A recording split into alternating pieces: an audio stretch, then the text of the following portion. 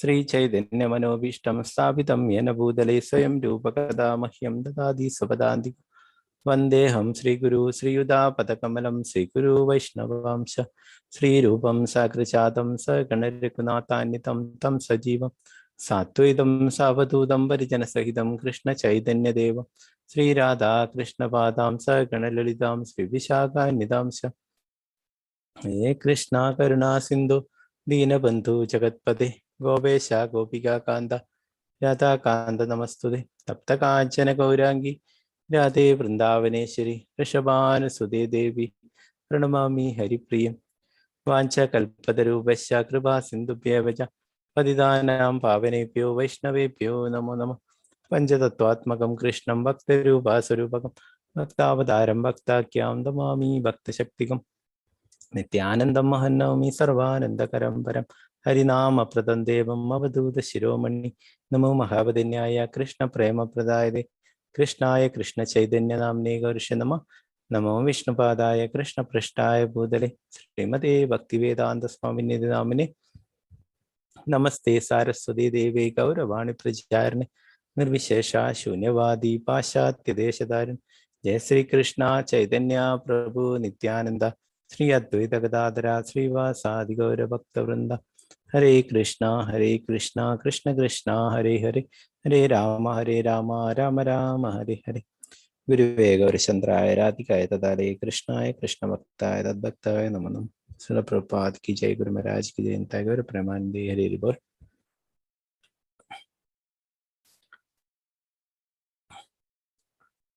ഹരേ കൃഷ്ണ.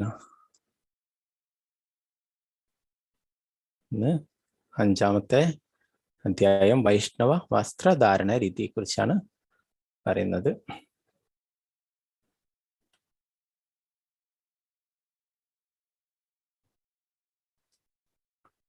ശ്രീമദ് ഭാഗവതത്തിന്റെ 7:13-7 പർപ്പട്ടിൽ ഭാവാർത്ഥത്തിൽ പ്രഭുപാദർ പറയുന്നു, ആത്മീയ പാതയിൽ മുന്നേറാൻ ആഗ്രഹിക്കുന്ന ഒരു വ്യക്തി സാധാരണ സാഹിത്യം വായിക്കുന്നത് ഒഴിവാക്കാൻ അതീവ ജാഗ്രത പാലിക്കണം. ലോകം മുഴുവൻ മനസ്സിൽ അനാവശ്യമായ അസ്വസ്ഥത സൃഷ്ടിക്കുന്ന സാധാരണ സാഹിത്യം കൊണ്ട് നിറഞ്ഞിരിക്കുന്നു. പത്രങ്ങൾ, നാടകങ്ങൾ, നോവലുകൾ, മാസികകൾ എന്നിവയുൾപ്പെടെയുള്ള അത്തരം സാഹിത്യങ്ങൾ ശരിക്കും ആത്മീയ ജ്ഞാനത്തിന്റെ പുരോഗതിക്ക് വേണ്ടിയുള്ളതല്ല. ആത്മീയ ജ്ഞാനത്തിൽ മുന്നേറുന്ന ഏതൊരാളും അത്തരം സാഹിത്യത്തെ നിരസിക്കണം. നമ്മള് ആത്മീയ പാതയിൽ മുന്നേറേണ്ടെങ്കിൽ എന്താണ്?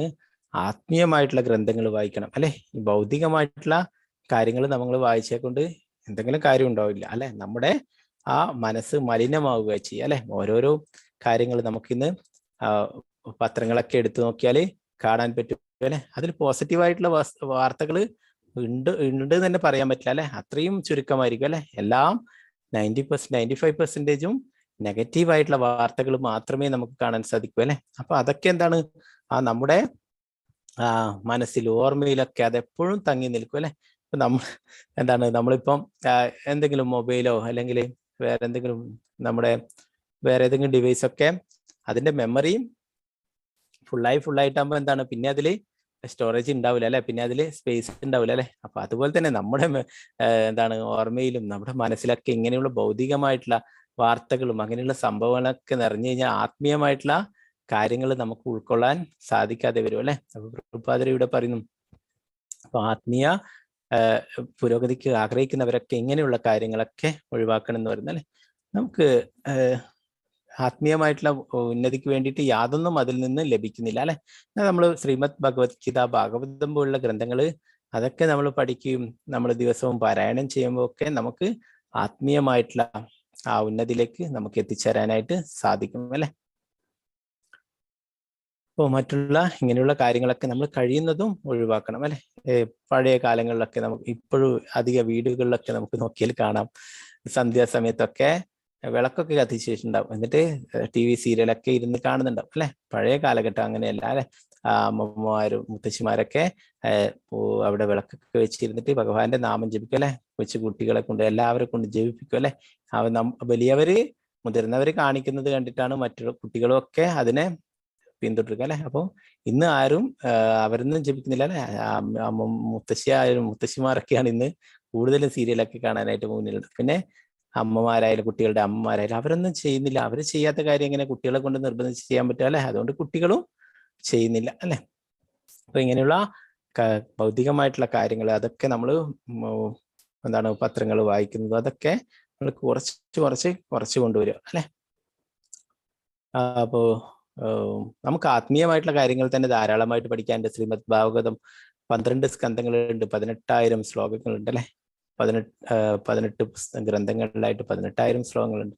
ഇതൊക്കെ നമ്മുടെ ഒരു മനുഷ്യജന്മം കൊണ്ട് തന്നെ പൂർണ്ണമായിട്ടും മനസ്സിലാക്കി ഇതൊക്കെ പഠിച്ചു വെക്കുക തന്നെ വളരെ പ്രയാസമാണ് അല്ലെ? അത്രയും സമയം കുറവേ ഉള്ളൂ നമുക്ക്. അപ്പൊ നമ്മൾ ആത്മീയമായിട്ടുള്ള കാര്യങ്ങളെ കുറിച്ച് പഠിക്കാനൊക്കെ ആയിട്ട് ഈ സമയങ്ങൾ ഉപയോഗിക്കണം. ഭക്തി സിദ്ധാന്ത സരസ്വതി, ശ്രീയുടെ പ്രഭുപാദരുടെ ഗുരു ഭക്തി സിദ്ധാന്ത സരസ്വതി പ്രഭുപാദരി ആത്മീയമായിട്ടുള്ള മാസികകളും പത്രങ്ങളൊക്കെ ഇറക്കിയിട്ടുണ്ടായിരുന്നു, ആത്മീയമായിട്ടുള്ള കാര്യങ്ങൾ മാത്രം പറഞ്ഞുകൊണ്ടിട്ടുള്ളത്.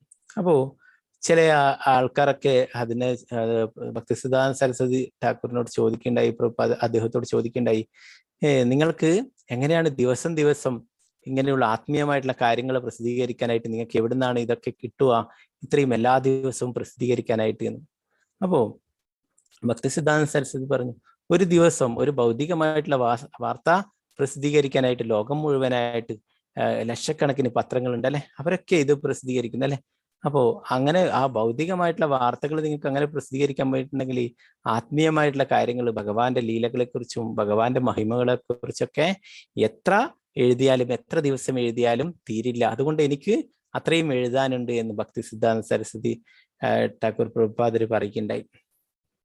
അപ്പൊ പ്രഭുപാദരുടെ ആ ഗുരു സജ്ജന തോഷ്ണി എന്നൊക്കെ പറഞ്ഞിട്ട് ആ മാസികയൊക്കെ ഇറക്കിയിട്ടുണ്ടായിരുന്നു. പത്രം തന്നെയാണെന്ന് തോന്നുന്നു. അപ്പോൾ എല്ലാ ദിവസവും ഉള്ള അപ്പോഴാണ് ഇതിനെപ്പറ്റി ചോദിച്ചിട്ടുണ്ടായിരുന്നത്. അപ്പോൾ ഭഗവാന്റെ ലീലകളെ കുറിച്ചൊന്നും ഒരിക്കലും പറഞ്ഞാലും എഴുതിയാലൊന്നും അതൊരിക്കലും തീരില്ല അല്ലെ?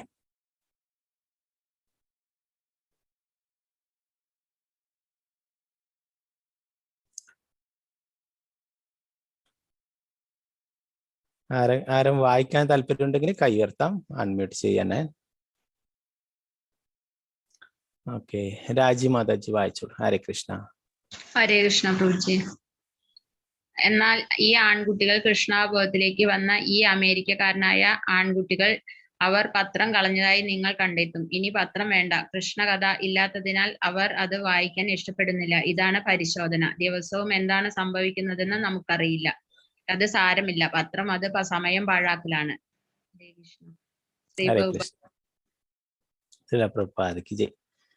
ഓക്കെ, പ്രഭുപാദരെ അമേരിക്കയിൽ പോയിട്ട് അവിടെയുള്ളവർക്കൊക്കെ കുട്ടികൾക്ക് കൃഷ്ണാബോധം പറഞ്ഞു കൊടുക്കുകയുണ്ടായി അല്ലെ? അവർക്കൊക്കെ ശ്രീമദ് ഭഗവത്ഗീതയുടെയും ഭാഗവതത്തിന്റെ ഒക്കെ പ്രാധാന്യം പറഞ്ഞു കൊടുക്കുകയുണ്ടായി അല്ലെ? പിന്നീട് അവരെ ഈ പത്രങ്ങളും മാസികകളും ഭൗതികമായിട്ടുള്ള വാർത്തകൾ പ്രസിദ്ധീകരിക്കുമ്പോൾ മറ്റുള്ള പൈങ്കിളി കഥകൾ പ്രസിദ്ധീകരിക്കുന്ന മാസികകളും അങ്ങനെയുള്ളതൊന്നും അവര് വായിക്കാതെയായി അല്ലെ? എന്തുകൊണ്ടാണ്? അവർ അതിനകത്ത് കൃഷ്ണകഥ ഇല്ല അല്ലെ? ഭഗവാനെ കുറിച്ച് സംബന്ധിക്കുന്ന ഒന്നുമില്ല അല്ലെ? അതൊക്കെ എന്താണ്? നമ്മുടെ സമയം പാഴാക്കുന്നതാണ് ഇത് പറയുന്നത്. അതിനെ കൊണ്ട് നമുക്ക് യാതൊരു പ്രയോജനവും ലഭിക്കുന്നില്ല അല്ലെ?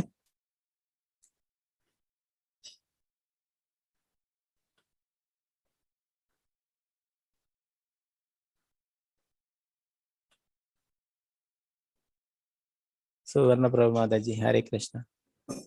വായിച്ചോളൂ മാതാജി.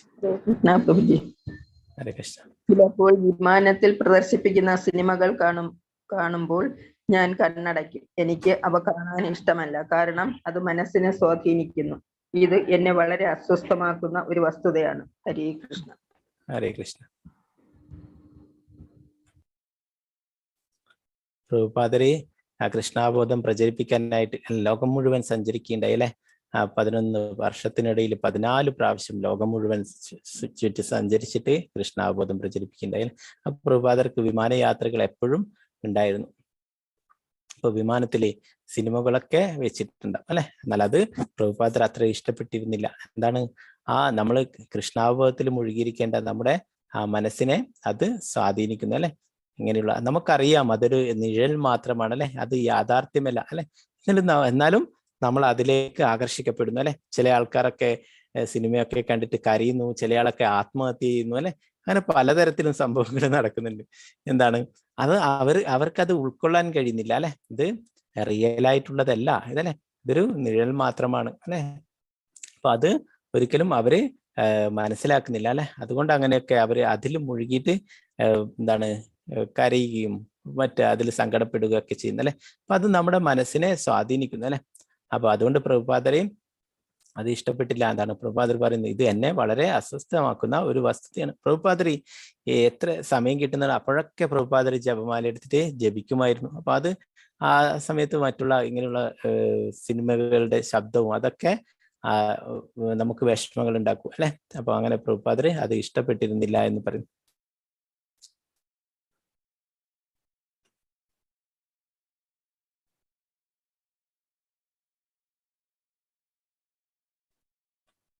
വായിക്കുന്നത് വിജയനാണ് മാതാജി. ഹരേ കൃഷ്ണ മാതാജി, വായിച്ചോളൂ. ഹരേ കൃഷ്ണ. വരൂ, ഞങ്ങളോടൊപ്പം നൃത്തം ചെയ്യൂ. ഇത് വിനോദമല്ലേ? പിന്നെ ക്ഷീണിക്കുമ്പോൾ പ്രസാദം കഴിക്കുക. ഇതിലും കൂടുതൽ വിനോദം വേണോ? എന്താണ് നിങ്ങളുടെ ഉത്തരം? ഇത് വിനോദമല്ലേ? നിങ്ങൾ ബോൾ ഡാൻസിനും മറ്റും പല നൃത്തങ്ങൾക്കും പോകും. അതിന് നിങ്ങൾ പണം നൽകും. പക്ഷേ ഞങ്ങൾ പണം വാങ്ങിക്കുന്നില്ല. അതിനാൽ നിങ്ങൾ വെറുതെ ഇന്ന് വിനോദത്തിനായി ജപിച്ചാൽ അത് വളരെ നല്ലതാണ്. കൃഷ്ണാബോധത്തിൽ എല്ലാം ഉണ്ട്. ഞങ്ങൾക്കും സംഗീതം വേണം, സംഗീതമുണ്ട്. ഞങ്ങൾക്ക് നൃത്തം വേണം, നൃത്തമുണ്ട്. ഞങ്ങൾക്ക് നല്ല സംഗീതോപകരണങ്ങൾ കൊണ്ടുവന്നു ചേരാം. ഞങ്ങൾ നല്ല രുചികരമായ വിഭവങ്ങൾ വിതരണം ചെയ്യുന്നു. അതിനാൽ പ്രായോഗികമായി ഇതൊരു വിനോദ സംവിധാനം മാത്രമാണ്. ഹരേ കൃഷ്ണ. ഹരേ കൃഷ്ണ. ഹരേ കൃഷ്ണ.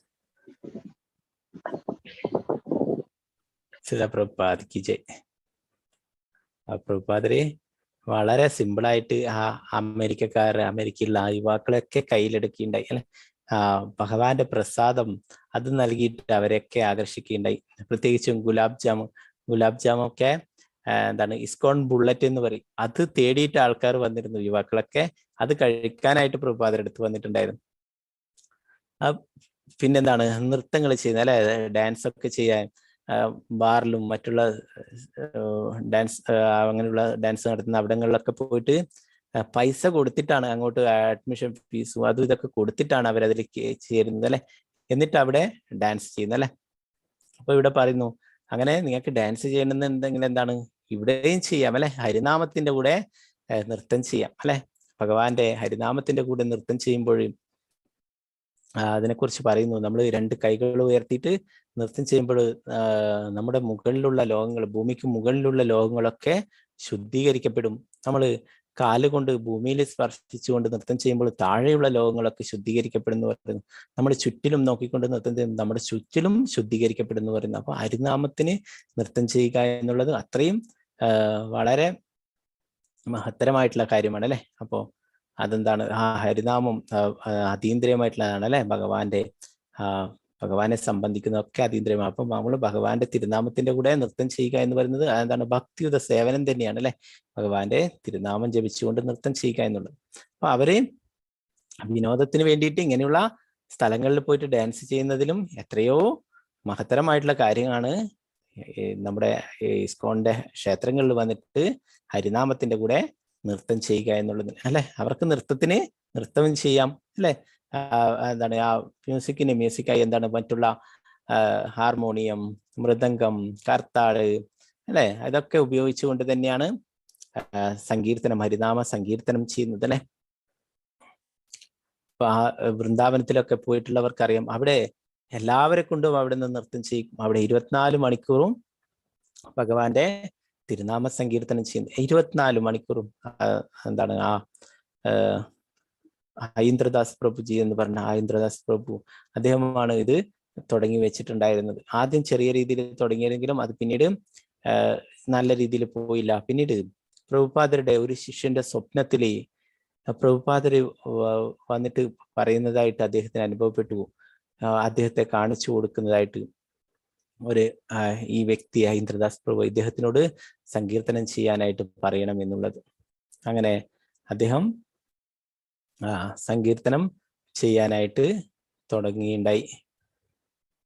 അപ്പോ അത്രയും 24 മണിക്കൂറിൽ അദ്ദേഹം എല്ലാ സമയത്തും സങ്കീർത്തനം, ചെറിയ ബാത്റൂമിലൊക്കെ പോകാനുള്ള ആവശ്യത്തിന് മാത്രം അവിടെ മറ്റാരെങ്കിലും ഇരുത്തിയിട്ട് ഞാനിപ്പം ഒരു 5 മിനിറ്റ് കൊണ്ട് വരാം, അതുവരെ നിങ്ങൾ സങ്കീർത്തനം ചെയ്യുന്ന പറഞ്ഞിട്ട് അവരെ അവിടെ പിടിച്ചിരുത്തിയിട്ട് സങ്കീർത്തനം ചെയ്യിപ്പിച്ചിട്ട് വീണ്ടും തിരിച്ചു വന്നിട്ട് അദ്ദേഹം തന്നെ ചെയ്യുകയായിരുന്നു. അപ്പൊ 24 മണിക്കൂർ അങ്ങനെ സങ്കീർത്തനം ചെയ്തിട്ടുണ്ട്. 24 വർഷക്കാലം അവിടെ വൃന്ദാവനത്തില് ഹരിനാമ സങ്കീർത്തനം നടത്തുകയുണ്ടായി.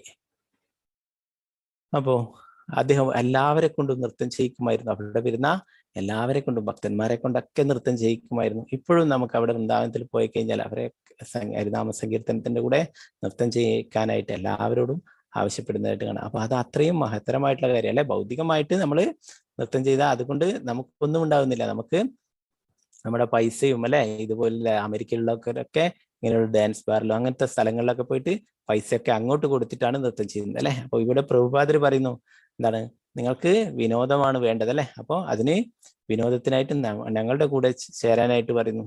നിങ്ങൾക്ക് വേണ്ടുന്നതൊക്കെ ഇവിടെ ഉണ്ട് അല്ലെ. എന്താണ്, നൃത്തം ചെയ്യേണ്ടവർക്ക് നൃത്തം ചെയ്യാം അല്ലെ. മ്യൂസിക്, അത് സംഗീതം കേൾക്കേണ്ടവർക്ക് സംഗീതമുണ്ട് എന്ന് പറയുന്നു. പിന്നെന്താണ്, നല്ല പ്രസാദവും കഴിക്കാം അല്ലെ. അപ്പോ ഇവിടെ എന്താ പറയുന്നത്, ഞങ്ങളോടൊപ്പം നൃത്തം ചെയ്യൂ, ഇത് വിനോദമല്ലേ. പിന്നെ ക്ഷീണിക്കുമ്പോൾ പ്രസാദം കഴിക്കുക, ഇതിലും കൂടുതൽ വേറെ വിനോദം വേണം അല്ലെ. ഹരിനാമ സങ്കീർത്തനം ചെയ്യുക, അത് ചൊല്ലുക, അതിന്റെ കൂടെ നൃത്തം ചെയ്യുക, പിന്നെ ക്ഷീണിക്കുമ്പോൾ ഭഗവാന്റെ ആ മഹാപ്രസാദം കഴിക്കുക അല്ലെ, വീണ്ടും നൃത്തം ചെയ്യുക. അപ്പോ ഇതെന്താണ്, വേറെ നമുക്ക് യാതൊരു പൈസ ചെലവും ഇല്ല എന്ന് പ്രഭുപാദർ പറയുന്നു. അവർക്കൊക്കെ അമേരിക്കയിലുള്ള അവരെ കൊണ്ടൊക്കെ നൃത്തം ചെയ്യിച്ചു അല്ലെ. നമ്മൾ ഭഗവത്ഗീത ക്ലാസ്സിലൊക്കെ ചർച്ച ചെയ്യുന്നു. ആദ്യകാലത്ത് പ്രഭുപാദർ ഒറ്റക്ക് കർത്താളം മുട്ടിയിട്ട് അവിടെ നഗരത്തിലൂടെയൊക്കെ പോകുന്ന സമയത്ത് ആരും ഉണ്ടായില്ല പ്രഭുപാദരുടെ കൂടെ. പിന്നീട് ബാറിലൊക്കെ മദ്യപിക്കുന്നവരൊക്കെയാണ് ഹരിനാമത്തിന്റെ കൂടെ നൃത്തം ചെയ്യാനായിട്ട് വരികയുണ്ടായത് അല്ലെ. ക്രമേണ പ്രഭുപാദർ അവരെയൊക്കെ മാറ്റിയെടുത്തു അല്ലെ. അവരൊക്കെ അജ്ഞാത സുഹൃതമാണ് ചെയ്തത്. എന്താണ്, മദ്യപിച്ചിട്ടാണെങ്കിലും അറിയാതെയാണെങ്കിലും ഭഗവാന്റെ തിരുനാമത്തിന്റെ ഒപ്പരം നൃത്തം ചെയ്തു അല്ലെ. അവരുടെ ഉള്ള പാപങ്ങളൊക്കെ അങ്ങനെ ഇല്ലാതാകാൻ തുടങ്ങി. അങ്ങനെ പ്രഭുപാദർ അവർക്കൊക്കെ ഭഗവത് പ്രസാദം നൽകിയിട്ടുണ്ടായി. അവരൊക്കെ നമ്മൾ പറഞ്ഞു അല്ലെ, ഭഗവാന്റെ തിരുനാമം ജപിക്കുക, ഭഗവത് പ്രസാദം, ഇത് രണ്ടും നമ്മളെ ശുദ്ധീകരിക്കും അല്ലെ. അങ്ങനെ അവരുടെയുള്ള മാലിന്യങ്ങളൊക്കെ പോവുകയും അങ്ങനെ അവരൊക്കെ ഭഗവാന്റെ പ്രിയ ഭക്തന്മാരാക്കിയിട്ട് മാറ്റുകയും ചെയ്തു അല്ലെ. അപ്പോ വേറെ എന്താണ്, പ്രഭുപാദർ അവരൊക്കെ എന്താണ് അങ്ങനെ സീരിയസ് ആയിട്ട് അല്ല പറഞ്ഞല്ലേ, അത്രയും സിമ്പിൾ ആയിട്ട് അവർക്ക് പറഞ്ഞു കൊടുത്തു. നിങ്ങൾക്ക് വിനോദിക്കുമല്ലേ വേണ്ടത്, വിനോദമല്ലേ വേണ്ടത്, അത് നമുക്ക് ഇവിടെ ഇസ്കോൺ ക്ഷേത്രങ്ങളിൽ ലഭിക്കും അല്ലെ. നിങ്ങൾക്ക് നൃത്തം ചെയ്യേണ്ടപ്പോഴും ഹരിനാമത്തിന്റെ ഒപ്പം നൃത്തം ചെയ്യാം അല്ലെ. പാട്ട് പാടേണ്ടപ്പോഴും ഹരിനാമ സങ്കീർത്തനം പാടാം അല്ലെ. അതൊക്കെ കഴിഞ്ഞ് ക്ഷീണിക്കുമ്പോഴോ നല്ല ഭഗവാന്റെ പ്രസാദവും കഴിക്കാം.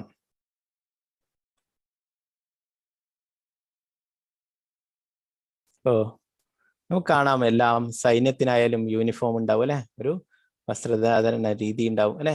രാജ്ഞിമാരായാലും രാജാക്കന്മാരായാലും മറ്റുള്ള ഓരോരോ മേഖലകളിൽ ജോലി ചെയ്യുന്നവർക്കൊക്കെ അവരുടേതായിട്ടുള്ള യൂണിഫോം ഉണ്ടാവും അല്ലെ. അപ്പോൾ ഹോസ്പിറ്റലായാലും എല്ലായിടത്തും, സ്കൂളുകളിലായാലും എല്ലാറ്റിനും യൂണിഫോം ഉണ്ട് അല്ലെ. കല്യാണം, ചെക്കനും പെണ്ണിനും ഒക്കെ ആയിട്ട് അങ്ങനെ വസ്ത്രധാരണ രീതി ഉണ്ട് അല്ലെ. എല്ലാറ്റിനും, ഒളിമ്പിക്സിനും, അങ്ങനെ എല്ലാ തരത്തിലും. അതുപോലെ തന്നെ വൈഷ്ണവ വസ്ത്രധാരണ രീതിയുണ്ട് വൈഷ്ണവർക്കും അല്ലെ. ഇത് എന്താണ്, നമ്മുടെ ഇസ്കോൺ ഹെഡ് ക്വാർട്ടേഴ്സ് ആയിട്ടുള്ള മായാപൂരിലെ 2 പൂജാരിമാരാണ്. അവര് സഹോദരങ്ങളാണ്. പ്രഭുപാദരുടെ കൂടെ ചെറിയ പ്രായത്തിൽ പ്രഭുപാദരുടെ കൂടെ കൂടുകയുണ്ടായി. പ്രഭുപാദർ അന്ന് പ്രവചിച്ചു, അന്ന് ചെറിയ കുട്ടിയായിരിക്കുമ്പോൾ മറ്റുള്ളവരൊക്കെ ഇവരെ എതിർത്തപ്പോൾ എന്താണ്, എല്ലാവരും പലതരത്തിലുള്ള രീതിയിൽ ഉണ്ടായിരുന്നവരെയാണ് പ്രഭുപാദർ മാറ്റിയെടുത്തപ്പോൾ അല്ലെ. അപ്പോൾ അവരൊക്കെ വലിയ നല്ല ആൾക്കാരായിട്ട് ഇവരെ ഒന്നും കൂട്ടത്തിൽ കൂട്ടാൻ പറ്റില്ല അങ്ങനെയൊക്കെ പറയുന്ന രീതിയിലായപ്പോൾ പ്രഭുപാദർ അവരെയൊക്കെ ശകാരിക്കുകയുണ്ടായി. അവരോട് പറയുകയുണ്ടായി, ഇവർ രണ്ടുപേരും മായാപൂരിലെ പൂജാരിമാരാണ്, ആരും എങ്ങനെ ശബ്ദമുണ്ടാക്കരുത് എന്ന് പറയുകയുണ്ടായി. ആ പ്രഭുപാദർ അന്ന് പറഞ്ഞു, അമേരിക്കയിൽ വെച്ചിട്ട് ചെറിയ പ്രായത്തിൽ യുവാക്കളായിരിക്കുന്ന അവരെ കണ്ടപ്പോൾ അന്ന് പറയുകയുണ്ടായി, ഇത് നമ്മുടെ മായാപൂരിലുള്ള നമ്മുടെ അമ്പലത്തിലെ പൂജാരിമാരാണ് ഇവരെന്ന് പറയുകയുണ്ടായി. ആ പ്രഭുപാദർക്കറിയാം അല്ലെ, ഓരോ ആത്മാക്കളെ കുറിച്ചും അറിയാം, അവർ ഭഗവാന്റെ പ്രിയപ്പെട്ട സേവകരാണെന്നറിയാം. അവരെയൊക്കെ കൊണ്ടുവരാൻ തന്നെയാണ് പ്രഭുപാദർ അമേരിക്കയിലൊക്കെ പോയിട്ടുള്ളത്. അങ്ങനെ ഓരോരോ ആത്മാക്കളെയും അവരെയൊക്കെ ഓരോരോ സ്ഥലങ്ങളിൽ പോയിട്ട് പ്രഭുപാദരെ കൊണ്ടുവരികയുണ്ടായി. അപ്പോ ഇവര് രണ്ടുപേരും മായാപൂരിലെ അവിടെ നരസിംഹ ഭഗവാനും മറ്റു പഞ്ചതത്വക്കും അങ്ങനെ രാധാകൃഷ്ണന്മാർക്ക്, രാധാമാധവന്, അഷ്ടസഖിമാർക്കൊക്കെ ആയിട്ട് പൂജകൾ ചെയ്തിട്ടുണ്ട്. 50 വർഷം ഇവർ ബ്രഹ്മചാരിമാരായിട്ട് പൂജകൾ ചെയ്യുന്നുണ്ട്. അപ്പോൾ ഇതിൽ പങ്കജാഗ്രി പ്രഭുവും ജഗന്നിവാസ് പ്രഭു, അപ്പോൾ അതില് 2 സഹോദരന്മാരാണ്, ഇരട്ട സഹോദരന്മാരാണ്. ഇവര് അത്രയും സേവനങ്ങൾ ചെയ്തു. ഇതിലൊരാള് ഭഗവാന്റെ അടുത്തേക്ക് തിരിച്ചു പോവുകയുണ്ടായി.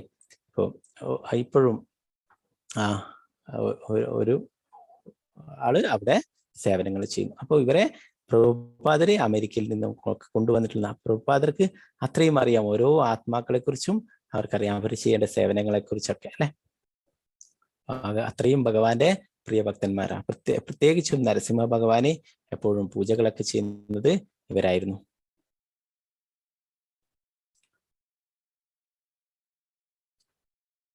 ആരാ വായിക്കോ? ബിന്ദു മാതാജി, ഹരേ കൃഷ്ണ, വായിച്ചോളൂ. ഒരു നല്ല മാനസിക സാഹചര്യം സൃഷ്ടിക്കുമെങ്കിലും കാവ്യവസ്ത്രം ധരിക്കുന്നതും തല മൊട്ടയടിക്കുന്നതും അത്യാവശ്യമല്ല. ഒരു സൈനികൻ ശരിയായ വസ്ത്രം ധരിക്കുമ്പോൾ അയാൾക്ക് ഊർജം ലഭിക്കുന്നത് പോലെ അവൻ ഒരു സൈനികനെ പോലെ തോന്നുന്നു. അതിനർത്ഥം അയാൾ യൂണിഫോം ഇല്ലാതെ യുദ്ധം ചെയ്യാൻ കഴിയില്ല എന്നാണോ? അല്ല. അതുപോലെ കൃഷ്ണാവബോധം പരിശോധിക്കാൻ കഴിയില്ല. ഏത് സാഹചര്യത്തിലും അത് പുനരുജ്ജീവിപ്പിക്കാൻ കഴിയും. പക്ഷേ ചില വ്യവസ്ഥകൾ സഹായകരമാണ്. അതിനാൽ നിങ്ങൾ ഒരു പ്രത്യേക രീതിയിൽ ജീവിക്കണം, ഒരു പ്രത്യേക രീതിയിൽ വസ്ത്രം ധരിക്കണം, ഒരു പ്രത്യേക രീതിയിൽ ഭക്ഷണം കഴിക്കണം. അങ്ങനെ പലതും ഞങ്ങൾ നിർദ്ദേശിക്കുന്നു. ഹരേ കൃഷ്ണ. ഹരേ കൃഷ്ണ.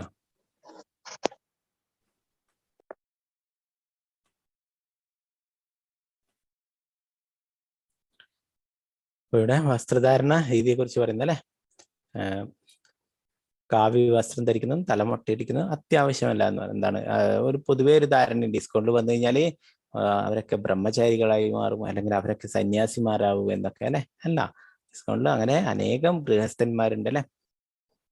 അപ്പോൾ ഇങ്ങനെയുള്ള കാവ്യ വസ്ത്രം, ശിഖ വെക്കുന്നത്, ഇതൊക്കെ എന്താണ് നമ്മുടെ ഒരു വൈഷ്ണവ രീതിയാണ്, വൈഷ്ണവ യൂണിഫോം ആണ് അല്ലെ. കണ്ടിമാല, തിലകം, ശിഖ അല്ലെ, വസ്ത്രം, ഇവയൊക്കെ നമുക്ക് ഓരോരോ എന്താണ് പട്ടാളക്കാരായാലും അല്ലെങ്കിൽ പോലീസായാലും അവർക്കൊക്കെ യൂണിഫോം ഉണ്ടല്ലേ. അപ്പോൾ അവരെന്താണ് ആ ശരിയായ രീതിയിൽ അവർ വസ്ത്രം ധരിച്ചിരിക്കും. നമ്മളിപ്പോൾ ഒരു പോലീസുകാരൻ ട്രാഫിക്കിലൊക്കെ ഒരു പോലീസുകാരൻ യൂണിഫോം ഒന്നും ഇടാതെ അവിടെ ഒരു സാധാരണ വേഷത്തിൽ അവിടെ നിന്ന് നിൽക്കുമ്പം എന്തെങ്കിലും നമ്മളോട് എന്തെങ്കിലും വാഹനം ഓടിച്ചു പോകുന്നവരോട് എന്തെങ്കിലും കാണിച്ചാലോ പറഞ്ഞാലോ ആരെങ്കിലും അനുസരിക്കോ? ഇല്ല അല്ലെ. അയാളുടേതായിട്ടുള്ള യൂണിഫോമിൽ അവിടെ നിൽക്കുമ്പോൾ നമ്മൾ അയാളെ ബഹുമാനിക്കും അല്ലെ, അയാൾ പറയുന്നതൊക്കെ അനുസരിക്കും അല്ലെ. അപ്പൊ നമ്മുടെ കൃഷ്ണാബോധം പ്രചരിപ്പിക്കലാണ് അല്ലെ. ഓരോരോ എന്താണ് വൈഷ്ണവരുടെയും ധർമ്മം എന്ന് പറയുന്നത് കൃഷ്ണാബോധം പ്രചരിപ്പിക്കുന്നത് അല്ലെ. അപ്പൊ നമ്മള് അങ്ങനെയുള്ള ആ വൈഷ്ണവ വേഷവിധാനങ്ങൾ അത് നമ്മൾ സ്വീകരിക്കണം എന്ന് പറയുന്നു.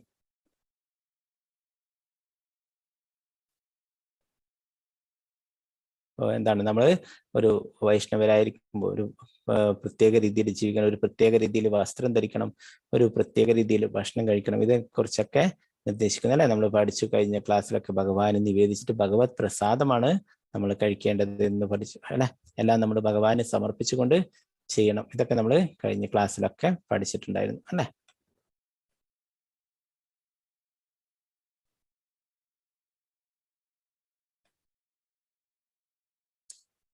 സുരേന്ദ്രൻ, ഹരേ കൃഷ്ണ, വായിച്ചോളൂ. ഹരേ കൃഷ്ണ. ഹരേ കൃഷ്ണ പ്രഭു, വായിച്ചോ. അറിവില്ലാത്ത ആൾക്കാർ പറയും ഇതിൻ്റെയോ അതിൻ്റെയോ ആവശ്യകത എന്താണ്? അല്ല, ഇത് അനിവാര്യമാണ്. നിങ്ങൾ എല്ലായ്പ്പോഴും ഒരു വൈഷ്ണവനെ പോലെ വസ്ത്രം ധരിക്കണം. അത് അനിവാര്യതയാണ്.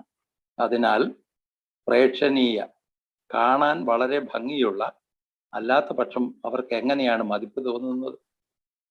ഹരേ കൃഷ്ണ. ഹരേ കൃഷ്ണ.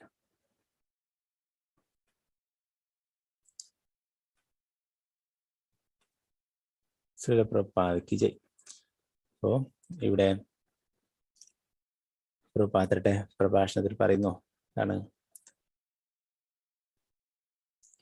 പലരും പറയും അല്ലെ, അറിവില്ലാത്ത ആൾക്കാർക്ക് പറയും അതിന്റെ ഇതിന്റെ ഒന്നും ആവശ്യകത ഇല്ല എന്ന് പറയുന്നു അല്ലെ. എന്താണ് നമ്മൾ പറയും, നമ്മൾ ഭക്തി ഉള്ളിലാണ്, നമുക്ക് അത് പുറമേ കാണിക്കണ്ട എന്നൊക്കെ. അപ്പൊ നേരത്തെ പറഞ്ഞില്ല, എന്താണ് ഓരോരോ ആൾക്കാർക്ക് ഓരോ യൂണിഫോം വരണ്ട, പട്ടാളക്കാരായാലും പോലീസുകാരും. അതുപോലെ ഒരു വൈഷ്ണവന്റെ യൂണിഫോമാണ് കണ്ണിമാല, തിലകം, വസ്ത്രധാരണം, ഇവയൊക്കെ അല്ലെ. ധോത്തി, വൈഷ്ണവ ധോത്തി എടുക്കുന്നവർ വസ്ത്രങ്ങള്. എന്താണ് ആ ബ്രഹ്മചാരികളാണ് കാവ്യ വസ്ത്രങ്ങൾ എടുക്കുക അല്ലെ. ബ്രഹ്മചാരികള് ചില ചെറിയ ഗുരുകുലത്തിലൊക്കെ ആകുമ്പോൾ മഞ്ഞ വസ്ത്രങ്ങൾ ധരിക്കും, പിന്നീട് കാവ്യ വസ്ത്രങ്ങൾ അണിയും. വെള്ളയും അതിന്റെ ട്രെയിനിങ്ങിന്റെ സമയത്ത് വെള്ള വസ്ത്രങ്ങളും അണിയും, വെള്ള വസ്ത്രം അതും ചെയ്യും. പിന്നീട് എന്താണ് ഗൃഹസ്ഥന്മാരൊക്കെ സാധാരണ രീതിയിലുള്ള വസ്ത്രധാരണം. എന്നാലേ അവര് ക്ഷേത്രങ്ങളിലൊക്കെ പോകുമ്പം വൈഷ്ണവ ധോത്തി, മുണ്ടുകൊണ്ട് തന്നെ വൈഷ്ണവ ധോത്തി ഒക്കെ എടുക്കാൻ പറ്റും. അതുപോലെ തന്നെ സ്ത്രീകളൊക്കെ സാരിയൊക്കെ ധരിക്കും അല്ലെ. അമേരിക്കയിൽ പോയിട്ട് അവരെ കൊണ്ടൊക്കെ മോഡേൺ ആയിട്ട് വേഷം ധരിച്ചിരിക്കുന്ന അവരെയൊക്കെ പ്രഭുപാദര് മാറ്റിയെടുക്കുകയുണ്ടായി. അവരൊക്കെ സാരി ഉടുത്തുകൊണ്ട് ക്ഷേത്രങ്ങളിലൊക്കെ വരാൻ തുടങ്ങി. ഇന്നും വൃന്ദാവനത്തിലും മായാപൂരിലൊക്കെ പോയി കഴിഞ്ഞാൽ നിങ്ങൾക്ക് കാണാൻ പറ്റും വിദേശത്തുള്ളവരെയും. അവര് നല്ല ഭംഗിയായിട്ട് ഇന്ത്യയിലെ രീതിയിൽ സാരിയൊക്കെ ധരിച്ച് നല്ല വസ്ത്രം ധരിച്ചിട്ട് കാണാൻ പറ്റും. നമ്മുടെ നാട്ടിലെ ആൾക്കാരൊക്കെ അവര് ജീൻസും ടീഷർട്ടും ഇതൊക്കെ ഇട്ടിട്ട് ക്ഷേത്രങ്ങളിൽ കാണാൻ പറ്റും. അപ്പൊ അവര് പ്രഭുപാദര് പറഞ്ഞു കൊടുത്തിട്ടുള്ളതൊക്കെ ഉൾക്കൊണ്ടും ആ രീതിയിൽ വസ്ത്രം ധരിക്കുന്നു. ആ രീതിയിൽ എന്താണ് അവർക്ക് എല്ലാം ഉണ്ടായിരുന്നു. അങ്ങനെ മോഡേൺ ആയിട്ട് ജീവിച്ചിരുന്നു അല്ലെ. അവർ അതൊക്കെ ഉപേക്ഷിച്ചു കൃഷ്ണാവബോധത്തിൽ മുന്നേറാനായിട്ട്. നമ്മൾ മറ്റുള്ളവർക്ക് മാതൃകയാവാൻ വേണ്ടിയിട്ട് അവരൊക്കെ അവരുടെ ആ വസ്ത്രധാരണ രീതിയൊക്കെ മാറ്റുകയുണ്ടായി. അപ്പോൾ അങ്ങനെ എന്താണ് സ്ത്രീകൾ സാരിയും അങ്ങനെയുള്ള ഡ്രസ്സ്, പിന്നെ പുരുഷന്മാരൊക്കെ വൈഷ്ണവ ധോത്തി അതൊക്കെ ഉടുക്കണമെന്നാണ് ശരിയായ രീതി, ഒരു വൈഷ്ണവന്റെ രീതി. അപ്പോൾ നമ്മൾ എന്താണ് പ്രീച്ചിങ് ഒക്കെ ചെയ്യുന്ന അല്ലെ, നമ്മൾ മറ്റുള്ളവർക്ക് മാതൃകയായിട്ട് വരേണ്ട, അതായത് നമ്മൾ കാണിച്ചു കൊടുക്കണം അല്ലെ. അല്ലാതെ മറ്റുള്ളവരോട് നിങ്ങൾ സാരി ധരിക്കണം, നിങ്ങൾ വൈഷ്ണവ ധോത്തി എടുക്കണം എന്ന് പറഞ്ഞിട്ട് നമ്മളത് പാലിക്കുന്നില്ലെങ്കിൽ അത് മറ്റുള്ളവരും ഉൾക്കൊള്ളില്ല അല്ലെ. പ്രഭുപാദർ അമേരിക്കയിൽ പോയിട്ട് ഈ വസ്ത്രം മാറ്റാനൊന്നും തയ്യാറായില്ല. എല്ലാവരും പറഞ്ഞു, പ്രഭുപാദരുടെ ഗോഡ് ബ്രദേഴ്സ് ഒക്കെ പറഞ്ഞു, അമേരിക്കയില് അവിടെ ഇങ്ങനെയുള്ള രീതിയിലുള്ള വസ്ത്രമൊക്കെ ധരിച്ചു കഴിഞ്ഞാൽ അവരൊന്നും ശ്രദ്ധിക്കപ്പെടില്ല, അവർക്കൊന്നും അവര് ഈ ഇങ്ങനെയുള്ള വസ്ത്രങ്ങൾ ധരിക്കാൻ യാതൊരു വിലയും നൽകില്ല എന്നാകും. പ്രഭുപാദർ അതിൽ പോകുമ്പോൾ പലരും എന്താണ് തമാശ ആക്കിക്കൊണ്ടൊക്കെ പറഞ്ഞിട്ടുണ്ടായിരുന്നു, ഇതെന്താണ് ബെഡ്ഷീറ്റാണോ പൊതിച്ച് നടക്കുന്നത് എന്നൊക്കെ പറഞ്ഞിട്ട് അങ്ങനെയൊക്കെ ഒരു അവഹേളിക്കുന്ന തരത്തിലൊക്കെ പറയുന്നു. പ്രഭുപാദർ ഒന്നും തിരിച്ചു പറഞ്ഞില്ല. അതൊക്കെ കേട്ടുകൊണ്ട് ചിരിച്ചുകൊണ്ട് പ്രഭുപാദരെ നടക്കുകയുണ്ടായി. മറ്റുള്ളവരൊക്കെ പ്രഭുപാദരുടെ കൂടെ, പ്രഭുപാദരുടെ ഗോഡ് ബ്രദേഴ്സ് ഒക്കെ അതിന്റെ മുന്നേ പോയിട്ടുണ്ടായിരുന്നു. മറ്റു വേറെ ആധ്യാത്മിക സംഘടനയിൽപ്പെട്ടവരൊക്കെ പോയിട്ടുണ്ടായിരുന്നു, വേറെ പ്രസ്ഥാനത്തിലൊക്കെ. അവരൊക്കെ അവിടെ പോയിട്ട് അവിടുത്തെ ജീവിത രീതി തെരഞ്ഞെടുക്കുകയുണ്ടായി. അവരൊക്കെ അവിടെ പോയിട്ട് കോട്ടും സൂട്ടും ഒക്കെ ഇട്ട് അവിടുത്തെ രീതിയിൽ വസ്ത്രങ്ങളൊക്കെ ധരിച്ച് അങ്ങനെയൊക്കെ പോവുകയുണ്ടായി. എന്നാൽ പ്രഭുപാദര് യാതൊന്നും മാറ്റാൻ തയ്യാറായില്ല.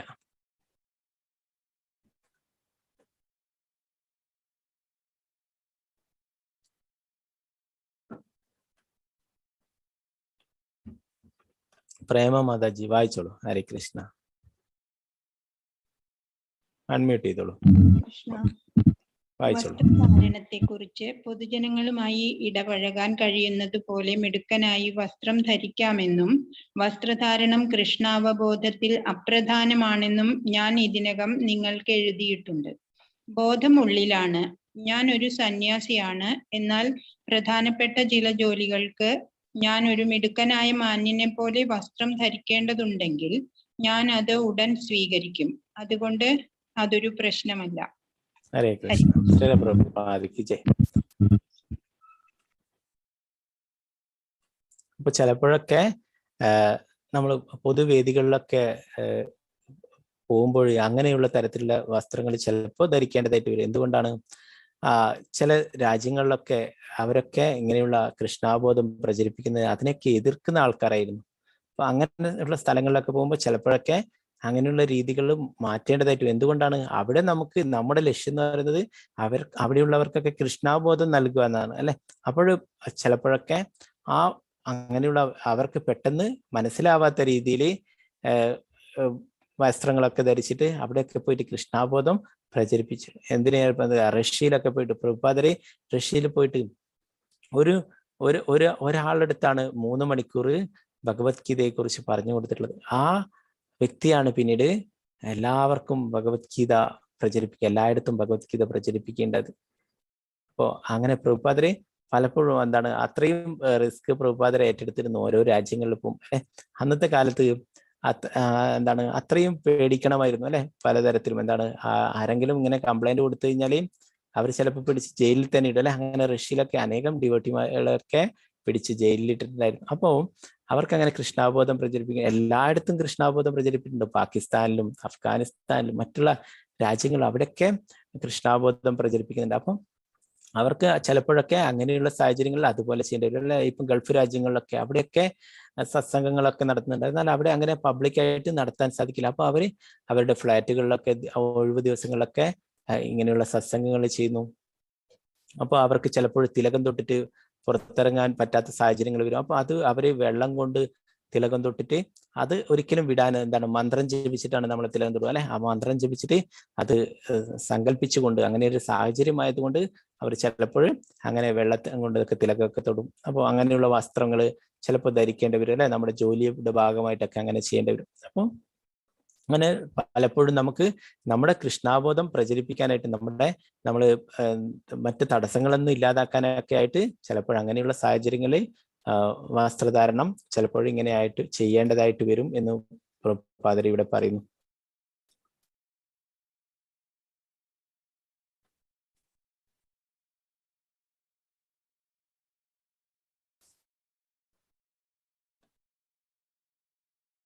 സുവർണ മാതാജി. ഹരേ കൃഷ്ണ. വായിച്ചോളൂ മാതാജി.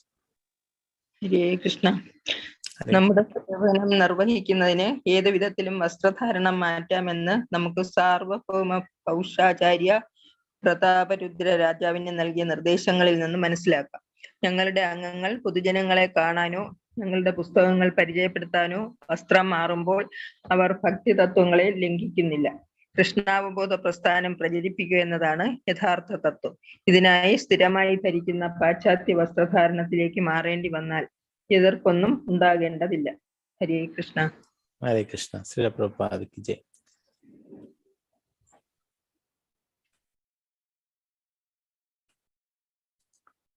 അതെ, അപ്പൊ പ്രഭുപാദരെ അതന്നെ പറയുന്നത്, നമുക്ക് നമ്മുടെ യഥാർത്ഥ ലക്ഷ്യം എയിം എന്ന് പറയുന്നത് എല്ലാവർക്കും കൃഷ്ണാബോധം നൽകുക, എല്ലാവരെയും കൃഷ്ണാബോധത്തിലേക്ക് കൊണ്ടുവരിക ആണ് അല്ലെ. അപ്പൊ അതിനായിട്ട് നമുക്ക് അങ്ങനെ പുസ്തക പ്രചരണത്തിനായിട്ടും മറ്റുള്ള പ്രസാദ വിതരണം അങ്ങനെയൊക്കെ പോകുന്ന അവസരത്തിൽ നമുക്ക് ചിലപ്പോൾ അങ്ങനെയുള്ള വസ്ത്രങ്ങൾ ചിലപ്പോഴും മാറ്റി വേറെ തരത്തിലുള്ള വസ്ത്രങ്ങൾ അണിയേണ്ടതായിട്ട് വരും അല്ലെ. അപ്പൊ അതില് നമ്മൾ അത്ര എതിർപ്പ് കാണിക്കേണ്ടതില്ല എന്ന് പറയുന്നു. ഇപ്പോ യഥാർത്ഥമായിട്ടുള്ള നമ്മുടെ ലക്ഷ്യം എന്ന് പറയുന്നത് കൃഷ്ണാബോധം നൽകല അല്ലെ. പല രാജ്യങ്ങളും അങ്ങനെ അങ്ങനത്തെ സാഹചര്യങ്ങളുണ്ട്. ഭക്തന്മാർക്കൊക്കെ ഇങ്ങനെയുള്ള കാവ്യ വസ്ത്രം അതൊക്കെ ഇട്ടിട്ട് ചില സ്ഥലങ്ങളിലൊക്കെ പോവാൻ സാധിക്കില്ല അല്ലെ. അപ്പൊ അവർക്ക് അവിടെ പോയിട്ട് ഭക്തന്മാരെ കാണുകയും കൃഷ്ണാബോധം പ്രചരിപ്പിക്കുകയൊക്കെ വേണം അല്ലെ. അതിനു വേണ്ടിയിട്ട് അങ്ങനെയുള്ള രീതിയിലുള്ള വസ്ത്രങ്ങൾ ധരിക്കാം അല്ലെ.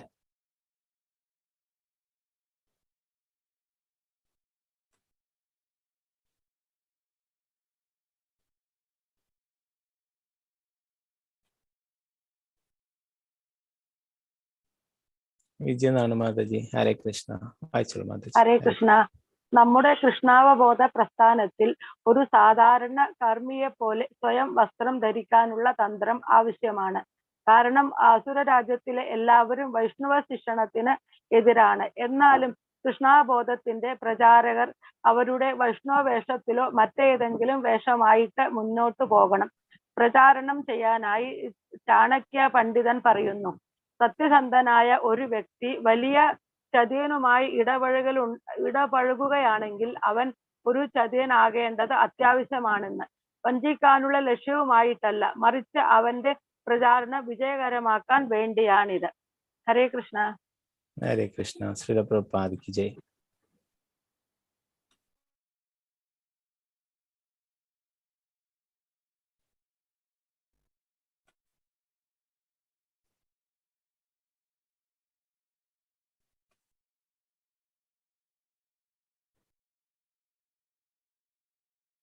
ഇവിടെ നേരത്തെ പറഞ്ഞ കാര്യം തന്നെ പറഞ്ഞാൽ അസുര രാജ്യത്തിലെ എല്ലാവരും എന്താണ് ആ കൃഷ്ണാബോധം പ്രചരിപ്പിക്കുന്നത് വൈഷ്ണവ ശിക്ഷണത്തിന് അല്ലെ കൃഷ്ണാബോധം പ്രചരിപ്പിക്കുന്നതിന് എതിരാണ് അല്ലെ.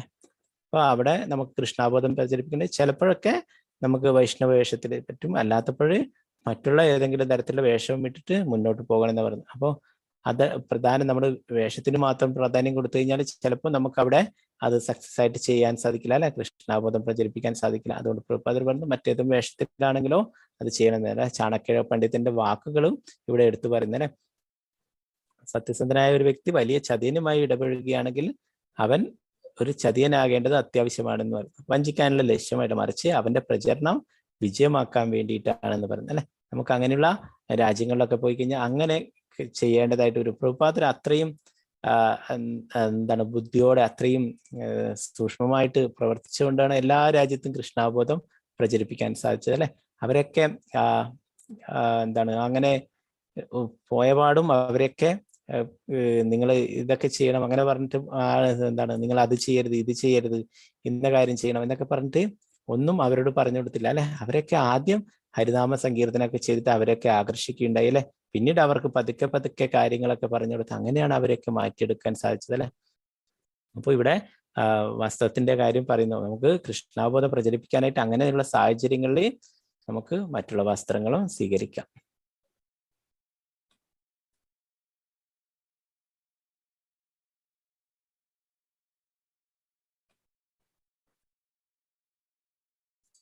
പ്രഭാതരിയുടെ പറയുന്നു, എന്റെ അഭിപ്രായത്തിൽ നല്ല പോലെ ഷേവ് ചെയ്ത് കാവ്യവസ്ത്രം ധരിച്ച ബ്രഹ്മചാരികളും ഗൃഹസ്ഥരും വൈകുണ്ഠത്തിൽ നിന്നുള്ള മാലാഖമാരെ പോലെയാണ്. ഇവിടെ കാണാം ഇവരൊക്കെ ഭഗവാന്റെ ഹരിനാമം ചൊല്ലിയിട്ട് അതിനനുസരിച്ച് നൃത്തം ചെയ്യുന്നല്ലേ, അതിൻ്റെ ഒപ്പം നൃത്തം ചെയ്യുന്നു. അവരൊക്കെ അത്രയും അതീന്ദ്രിയമായിട്ടുള്ള ആനന്ദത്തിലാണ് അല്ലെ. നമ്മൾ പഠിച്ചു ഗോലോകേര പ്രേമത്താൻ ഹരിനാമ സങ്കീർത്തനം. ഇത് ഭഗവാന്റെ ഹരിനാമം എന്ന് പറയുന്നത് നമ്മുടെ ഈ ഭൗതിക ലോകത്തിലുള്ളതല്ല അല്ലെ, അത് ഗോലോകത്തിൽ നിന്ന് വന്നിട്ടുള്ളതാണ് അല്ലെ. അപ്പൊ അത് അത്രയും അതീന്ദ്രിയമായിട്ടുള്ളതാണ്. അപ്പൊ അതിന്റെ ഹരിനാമത്തിന് ഒപ്പം നൃത്തം ചെയ്യുക അല്ലെ, അത് ചൊല്ലുക എന്ന് പറയുന്നത് അത് അത്രയും ആനന്ദകരമാണ്.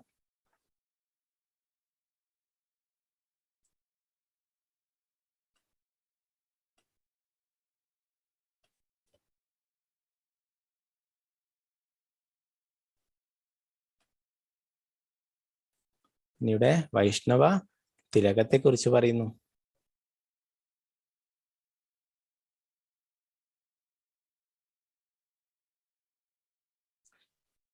സൊസൈറ്റിയിലെ അംഗങ്ങൾ നല്ല അമേരിക്കൻ മാന്യന്മാരെ പോലെ വസ്ത്രം ധരിക്കുകയാണെങ്കിൽ എനിക്ക് എതിർപ്പില്ല. എന്നാൽ എല്ലാ സാഹചര്യങ്ങളിലും ഒരു ഭക്തന് തിലകവും തലയിൽ ശിഖയും കഴുത്തിൽ കണ്ണിമാലയും ഒഴിവാക്കാൻ സാധ്യമല്ല. ഒരു വൈഷ്ണവന്റെ അനിവാര്യമായ സവിശേഷതകളാണിത്. ശിലപ്രഭുപാദർ ബ്രഹ്മാനന്ദന് എഴുതിയ കത്ത്. ശിലപ്രഭുപാദിക്ക് ജയ്. അപ്പൊ ഇവിടെ എന്താ പറയുന്നത്,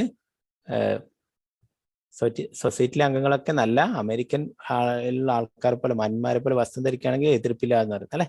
എന്നാൽ എല്ലാ സാഹചര്യവും ഒരു ഭക്തൻ തിലകവും തലയിൽ ശിഖയും കഴുത്തിൽ കണ്ണിമാലയും ഒഴിവാക്കാൻ സാധ്യമല്ല. അത് വൈഷ്ണവന്റെ അനിവാര്യമായ സവിശേഷതകളാണ്. വൈഷ്ണവന്റെ യൂണിഫോമാണ് ഇതൊക്കെ പറയുന്നത്. കണ്ണിമാല, കഴുത്തിൽ കണ്ണിമാല, തിലകം അല്ലെ, വൈഷ്ണവ തിലകം, പിന്നെ വൈഷ്ണവ ധോത്തി, പിന്നെ ശിഖ, ഇതൊക്കെ.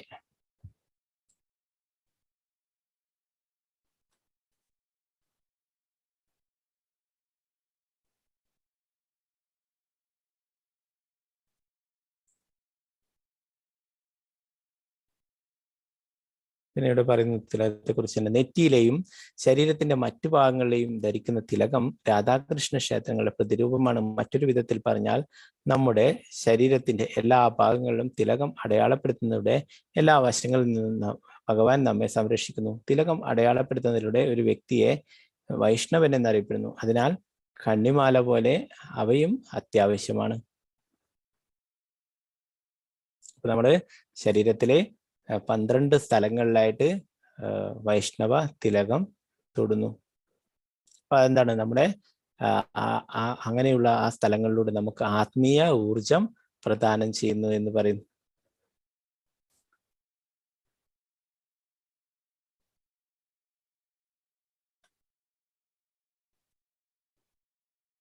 അപ്പൊ ആ 12 സ്ഥലങ്ങളിൽ നമ്മൾ തിലകം തൊടുമ്പോൾ മന്ത്രങ്ങളും ജപിക്കാനായിട്ടുണ്ട്. അപ്പൊ ഒന്നാമതായിട്ട് നെറ്റിയിൽ നമ്മൾ തൊടുമ്പോൾ ഇത് ഭഗവത്ഗീത ക്ലാസ്സിലൊക്കെ നമ്മൾ ചർച്ച ചെയ്തിട്ടുണ്ടായിരുന്നു അല്ലെ. അപ്പൊ അറിയാത്തവർക്ക് വേണ്ടി ഒന്നുകൂടി പറയാം. അപ്പോ ഗോപീചന്ദനം എന്നാണ് ഇതിന് പറയാ അല്ലെ. മറ്റേ തിലകം തൊട്ടുന്നതിനെ ഗോപീചന്ദനം എന്ന് പറയും. എന്തുകൊണ്ടാണ് അങ്ങനെ ഗോപീചന്ദനം എന്ന് പറയുന്നത്? അറിയോ? ആർക്കെങ്കിലും അറിയോ? ആർക്കറിയാ ഗോപീചന്ദനം എന്ന് പറയുന്നത് എന്തുകൊണ്ടാണ്? കൈ ഉയർത്തിയാൽ മതി. ആർക്കറിയാം?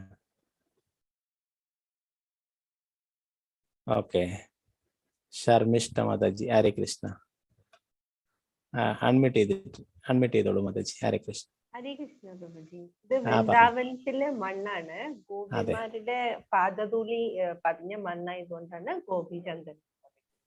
ഹരേ കൃഷ്ണ. Thank you Mataji. അതെ, കറക്റ്റ് ആണ്. ഹരേ കൃഷ്ണ. അതെ, വൃന്ദാവനത്തിലുള്ള ആ ഭഗവാന്റെ പ്രിയ ഭക്തരായിട്ടുള്ള ആ ഗോപികമാരുടെ പാദങ്ങൾ പതിഞ്ഞിട്ടുള്ള മണ്ണാണ് ഗോപീചന്ദനം എന്ന് പറയുന്നത്. അപ്പൊ വൃന്ദാവനത്തിലും ദ്വാരകയിലും ഒക്കെ മണ്ണാണ് ഗോപീചന്ദനം എന്ന് പറയുന്നത്. അപ്പൊ അത് അത്രയും മഹത്തരമായിട്ടുള്ളതാണ്. അതിന്റെ പിന്നിലായിട്ട് ഒരു ലീലയുണ്ടായിരുന്നു. ഭഗവാനെ ഒരിക്കലേ തലവേദന ഉണ്ടാവുകയുണ്ടായി. അപ്പോ തലവേദന ഉണ്ടായപ്പോഴേ നാരദമുനി അവിടെ വന്നപ്പോഴേ നാരദമുനി ചോദിച്ചു, ഈ തലവേദന എന്താണ് കാരണം എന്നൊക്കെ ചോദിച്ചപ്പോൾ ഭഗവാൻ പറഞ്ഞു, എനിക്ക് ഭക്തന്മാരുടെ പാദധൂളികൾ കിട്ടണം, എന്നാൽ അത് പുരട്ടിയാൽ എൻ്റെ തലവേദന മാറും എന്ന് പറയുകയുണ്ടായി. നാരദമുനിയോട് ചോദിച്ചു, അല്പം അങ്ങയുടെ പാദത്തിലുള്ള മണ്ണ് തരുവോ, ധൂളി തരുവോ എന്ന് ചോദിച്ചു, പൊടി തരുവോ എന്ന്. നാരദമുനി പറഞ്ഞു, അയ്യോ അയ്യോ, എന്ത് മഹാപാപാണ് പറയുന്നത്, എൻ്റെ പാദധൂളി പുരട്ടുകയോ, ഞാൻ നരകത്തിലേക്ക് പോകും, ഒരിക്കലും അത് തരാൻ ഞാൻ തയ്യാറല്ല എന്ന് പറഞ്ഞു. നാരദമുനിയോട് പറഞ്ഞു, എന്നാൽ നീ മറ്റെവിടെയെങ്കിലും പോയിട്ട് ആരെങ്കിലും തരുവോ എന്ന് ചോദിക്കുക എന്ന് പറഞ്ഞു. അങ്ങനെ നാരദമുനി ഓരോരോ സ്ഥലങ്ങളിലും പോവുകയുണ്ടായി. ബ്രഹ്മാവിനോടും ശിവനോടും മറ്റുള്ള ദേവന്മാരോടും അവരോടൊക്കെ ചോദിച്ചു. അവരൊന്നും ആരും കൊടുക്കാൻ തയ്യാറായില്ല. പിന്നീട് ബ്രാഹ്മണരോടും മറ്റുള്ള ക്ഷത്രിയരോടും അങ്ങനെയുള്ള എല്ലാവരുടെ അടുത്തും ചോദിച്ചു. പാണ്ഡവരുടെ അടുത്ത് ചോദിച്ചു. അങ്ങനെ ആരും കൊടുക്കാൻ തയ്യാറായില്ല. എന്താണ്? ഭഗവാന്റെ ആ തിരുനെറ്റിയില് നമ്മുടെ കാലിന്റെ അടയിലുള്ള ആ മണ്ണ പൊടിയോ അത് കൊടുക്കുകയോ എത്ര പാപമാണ് എന്നൊക്കെ പറഞ്ഞിട്ടല്ലേ. അപ്പൊ അങ്ങനെ എല്ലാവരും നിരസിക്കുകയുണ്ടായി നാരദമുനിയുടെ ആ അഭ്യർത്ഥന, ആ അപേക്ഷ. അപ്പോ അവസാനം ഭഗവാന്റെ അടുത്തേക്ക് തിരിച്ചു പോയി. ഭഗവാൻ പറഞ്ഞു, നിങ്ങൾ വൃന്ദാവനത്തിൽ പോയിട്ടുള്ള ഗോപികമാരുടെ അടുത്ത് ചോദിച്ചോ എന്ന് വെച്ചാൽ ഇല്ല എന്ന് പറഞ്ഞു. അവരുടെ അടുത്ത് പോയിട്ട് ചോദിക്കുക എന്ന് പറഞ്ഞു. അപ്പൊ ആ ഗോപികമാരുടെ അടുത്ത് പോയിട്ട് ചോദിക്കുകയുണ്ടായി. അവരുടെ അടുത്ത് പറഞ്ഞു, ശ്രീകൃഷ്ണ ഭഗവാനെ എന്താണ് തലവേദനയാണ്, അപ്പോ ആരുടെയെങ്കിലും പാദധൂളി കിട്ടിക്കഴിഞ്ഞാല് ആ തലവേദന മാറുമെന്ന് പറഞ്ഞു. അപ്പൊ അവരൊക്കെ എല്ലാ ഗോപികമാരും പറഞ്ഞു, ഞങ്ങളുടെയൊക്കെ പാദധൂളി എടുത്തുകൊള്ളൂ എന്ന് പറഞ്ഞു. നാരദമുനി പറഞ്ഞു, എന്താണ് പറയുന്നത്, നിങ്ങളൊക്കെ നരകത്തിലേക്ക് പോകും എന്ന് പറഞ്ഞു. അപ്പൊ അവരൊക്കെ പറഞ്ഞു, ഞങ്ങൾ നരകത്തിലേക്ക് പോയിക്കോട്ടെ, ആ ശ്രീകൃഷ്ണ ഭഗവാന്റെ ആ തലവേദന മാറിയാൽ മതി, ഞങ്ങൾക്ക് ആ ഒന്ന് മാത്രമേ നമുക്ക് വേണ്ടൂ, ഞങ്ങൾ നരകത്തിൽ പോയാലും പ്രശ്നമില്ല, ഭഗവാന്റെ തലവേദന മാറണം, അതുകൊണ്ട് ഞങ്ങളുടെയൊക്കെ ഡസ്റ്റ് എടുത്തുകൊള്ളൂ, ഞങ്ങളുടെയൊക്കെ പാദധൂളി എടുത്തുകൊള്ളൂ എന്ന് പറഞ്ഞിട്ട് അവരൊക്കെ പാദധൂളികള് നാരദമുനിക്ക് കൊടുക്കുകയുണ്ടായി. അപ്പൊ അത് ഭഗവാൻ സന്തോഷത്തോടെ സ്വീകരിക്കുകയുണ്ടായി. അപ്പൊ അതുകൊണ്ട് തന്നെയാണ് ഗോപീചന്ദ്രം എന്ന് പറയുന്നത്, ഗോപികളുടെ പാദങ്ങൾ പതിഞ്ഞിട്ടുള്ള മണ്ണ് അല്ലെ, ഭഗവാന്റെ തന്നെ പാദങ്ങൾ പതിഞ്ഞിട്ടുള്ള മണ്ണ്. ഭഗവാൻ വൃന്ദാവനത്തില് പശുക്കളെയൊക്കെ മേയ്ക്കാനും ലീലകൾ ചെയ്യാനൊക്കെ അവിടെ ചപ്പലൊന്നും ഉപയോഗിച്ചില്ല അല്ലെ. എന്താണ് അങ്ങനെയും നഗ്നപാദനായിട്ട് ആ പാദങ്ങളിൽ ചെരുപ്പൊക്കെ ഒന്നും ഉപയോഗിക്കാതെയാണ് നടന്നിട്ടുള്ളത് അല്ലെ. അപ്പൊ ഭഗവാന്റെ പാദങ്ങൾ പതിഞ്ഞിട്ടുള്ള മണ്ണ്, ഭഗവാന്റെ പ്രിയ ഭക്തന്മാരുടെ പാദങ്ങൾ പതിഞ്ഞിട്ടുള്ള മണ്ണിനെ. അപ്പോ അത് അത്രയും മഹത്തരമായിട്ടുള്ള, അത്രയും അതീന്ദ്രിയമായിട്ടുള്ളതാണ് അല്ലെ. ആ ഗോപികമാര് ഭഗവാന്റെ പ്രിയ ഭക്തന്മാരാണ് അല്ലെ. ആ വൃന്ദാവനത്തിൽ തന്നെ എല്ലാവരും എന്താണ്, ആ ബ്രഹ്മാവ് പോലും ആഗ്രഹിക്കുന്നു ഇവിടെ ഭൂമിയിലൊക്കെ ഒരു പുൽക്കൊടിയായിട്ട് വരാനായിട്ട്. അവിടെ ഉദ്ധവര് തന്നെ അവിടെ വൃന്ദാവനത്തിലൊരു പുൽക്കൊടിയായിട്ട് മാറാനായിട്ട് ഭഗവാന്റെ അടുത്ത് പറയുന്നു. എന്താണ് അവിടെ പുല്ലായിട്ട് നിൽക്കുമ്പോൾ അവിടെ ഭഗവാന്റെ പ്രിയ ഭക്തന്മാരുടെ പാദധൂളികൾ ശിരസിൽ ഏറ്റുവാങ്ങാം, അവരുടെ പാദങ്ങൾ എൻ്റെ ശിരസിൽ വെക്കുമല്ലോ എന്ന് പറയുന്നു. ഗോപികമാരുടെയും മറ്റ് ഭഗവാന്റെ പ്രിയ ഭക്തന്മാരുടെയൊക്കെ. അപ്പോൾ അതുകൊണ്ട് തന്നെ ആ ഗോപികളുടെയൊക്കെ പാദങ്ങൾ പതിഞ്ഞിട്ടുള്ള മണ്ണാണല്ലേ, അതുകൊണ്ട് അതിനെ ഗോപീചന്ദനം എന്ന് പറയും. അപ്പോൾ ഇതിനെ എന്താണ് ഗോപീചന്ദനം, അപ്പോൾ തിലകം എന്ന് പറയും അല്ലെ, വൈഷ്ണവ തിലകം. അപ്പൊ അതെന്താണ്, നമുക്ക് വൃന്ദാവനത്തിലും മായാപൂരിലൊക്കെ പോയാൽ ലഭിക്കും, ഇസ്കോണിന്റെ ക്ഷേത്രങ്ങളിലൊക്കെ ലഭിക്കും. അത് ചെറിയ കട്ടയായിട്ട്, നമ്മുടെ ചന്ദനം പോലെയല്ല, അത് കാണാൻ ചന്ദനം പോലെ തന്നെ ഉണ്ടാവും. അതെന്നാലും വൃന്ദാവനത്തിലും ദ്വാരകയിലൊക്കെ മണ്ണാണ്. അപ്പൊ അതുകൊണ്ട് നമ്മൾ ശരീരത്തിലെ 12 സ്ഥലങ്ങളിൽ തിലകം തൊടും. അപ്പോൾ അത് ഒന്നാമതായിട്ട് നമ്മുടെ നെറ്റിയിൽ ആ ഓരോരോ സ്ഥലത്ത് തൊടുമ്പോഴും മന്ത്രങ്ങൾ ജപിക്കും, നമ്മൾ മന്ത്രങ്ങൾ ചൊല്ലും. അപ്പോൾ ഒന്നാമതായിട്ട് നെറ്റിയിൽ നമ്മൾ തൊടുന്ന അവസരത്തിൽ ഓം കേശവായ നമഃ എന്ന് ജപിക്കും. അപ്പൊ ഇതാണ് വൈഷ്ണവ തിലകം എന്ന് പറയുന്നത്. ഇങ്ങനെയാണ്, യു ഷേപ്പിലാണ്. ഇത് സൂചിപ്പിക്കുന്നത് ഭഗവാന്റെ പാദങ്ങളെയായിട്ടാണ് സങ്കല്പിക്കുന്നത്. ഭഗവാന്റെ പാദങ്ങളായിട്ട്, അതിന്റെ താഴെയായിട്ട് ഒരു ഭഗവാന്റെ പാദത്തിൽ ഒരു തുളസി ഇല അർപ്പിച്ചതായിട്ടും, ഒരു തുളസി ഇലയായിട്ടാണ് ഇത് സങ്കല്പിക്കുന്നത്, താഴെയുള്ള ഭാഗങ്ങൾ. അപ്പൊ ഇത് യു ഷേപ്പിലുള്ളത് ഭഗവാന്റെ പാദങ്ങളായിട്ടും. അപ്പൊ ഇത് ഈ തുളസി നമ്മുടെ നെറ്റിയുടെ താഴെയായിട്ട് മൂക്കിന്റെ മുകളിലായിട്ടാണ് വരിക. ഒന്നാമതായിട്ട് നമ്മൾ നെറ്റിയിൽ തൊടുമ്പോൾ ഓം കേശവായ നമഃ എന്ന് പറയും. പിന്നീട് വയറിന്റെ മുകളിലായിട്ട് തൊടും, എന്നാലും ഓം നാരായണായ നമഃ എന്ന് പറയും. പിന്നീട് നമ്മുടെ ചെസ്റ്റിന്റെ അടുത്തായിട്ട് മധ്യത്തിലായിട്ട് ഓം മാധവായ നമഃ എന്ന് മന്ത്രം ചൊല്ലിയിട്ട് തൊടും. പിന്നെ നാലാമതായിട്ട് ഓം ഗോവിന്ദായ നമഃ എന്ന് നമ്മൾ ജപിച്ചിട്ട് തൊടും. അത് നമ്മുടെ തൊണ്ടയുടെ അടുത്തായിട്ട് തൊടും. പിന്നീട് ഓം വിഷ്ണവേ നമഃ, അത് നമ്മുടെ വലത് സൈഡിലായിട്ട് നമ്മൾ വയറിന്റെ തന്നെ വലത് സൈഡിലായിട്ട് തൊടുന്നു. പിന്നീടോ ഓം മധുസൂദനായ നമഃ, നമ്മുടെ വലത് കൈയുടെ കൈമുട്ടിന്റെ കുറച്ച് മുകളിലായിട്ട് തൊടുന്നു. പിന്നെ ഏഴാമതായിട്ട് ഓം ത്രിവിക്രമായ നമഃ, അത് വലതുഭാഗത്തെ ഷോൾഡറിന്റെ മുകളിലായിട്ട് തൊടുന്നു. പിന്നീട് ഓം വാമനായ നമഃ എന്ന് പറഞ്ഞിട്ട് ലെഫ്റ്റ് സൈഡിൽ, ആ വയറിന്റെ ലെഫ്റ്റ് സൈഡായിട്ട് വരുന്ന ഭാഗത്ത് തൊടുന്നു. പിന്നെ ഇവിടെ കാണാം ഈ പിക്ചറിൽ എട്ടാമതായിട്ട് ഇതാ ഓം വാമനായ നമഃ എന്ന് പറഞ്ഞിട്ട്, പിന്നീട് 9ാമതായിട്ട് ഓം ശ്രീധരായ നമഃ എന്ന് പറഞ്ഞിട്ട് ഇടതുഭാഗത്ത് കൈമുട്ടിന് മുകളിലായിട്ട് തൊടുന്നു. പിന്നെ ഓം ഋഷികേശായ നമഃ എന്ന് പറഞ്ഞിട്ട് ഇടതേ കൈയുടെ ഷോൾഡറിലായിട്ട് തൊടുന്നു. പിന്നീട് ഓം പത്മനാഭായ നമഃ എന്ന് പറഞ്ഞിട്ട് നമ്മുടെ പുറകു വശത്ത്, കഴുത്തിന്റെ താഴോട്ടായിട്ട് പുറകു വശത്ത് തൊടുന്നു, പുറത്ത്. പിന്നെ 12ാമതായിട്ട് ഓം ദാമോദരായ നമഃ എന്ന് പറഞ്ഞിട്ട് താഴെ പുറകു വശത്ത് താഴെ എന്താണ് പറയാ, നമ്മുടെ ആ ധോത്തിയൊക്കെ എടുക്കുമ്പോൾ അതിന്റെ മുകളിലായിട്ട്, അരക്കെട്ടിന് കുറച്ച് മുകളിലായിട്ട് തൊടുന്നു. ഓം ദാമോദരായ എന്ന് പറഞ്ഞിട്ട് അല്ലെ. ദാമോദര ഭഗവാൻ എന്താണ്, ദാമോദരൻ എന്ന് പറയുന്നത് തന്നെ കയറുകൊണ്ട് അരയില് ബന്ധിക്കുകയുണ്ടായി അല്ലെ. അപ്പൊ ആ ദാമോദരായ നമഃ എന്ന് പറഞ്ഞിട്ട് ആ അരയിൽ പുറകുവശത്തായിട്ട് തൊടുന്നു. പിന്നെ അതിൻ്റെയൊക്കെ നമ്മുടെ കയ്യിൽ അവശേഷിക്കുന്ന ഭാഗങ്ങള് തലയുടെ പുറകിലായിട്ട്, ശിഖയുള്ളവർക്ക് ശിഖയുടെ മുകളിൽ തൊടാം, അല്ല നമ്മുടെ തലയുടെ പുറകിലായിട്ടും തൊടാം. ഓം വാസുദേവായ നമഃ എന്ന് പറഞ്ഞിട്ട് തലയുടെ പുറകുവശത്തായിട്ടും തൊടാം. അപ്പൊ ഇതാണ് 12 + 1 12 സ്ഥലങ്ങളിലാണ്. പിന്നെ ബാക്കിയുള്ളതൊക്കെ കൊണ്ട് ശിഖയുടെ മുകളിൽ തലയുടെ പുറകുവശത്തായിട്ടും തൊടുന്നു. അപ്പൊ ഇതാണ് വൈഷ്ണവ തിലകം തൊടുന്ന രീതി.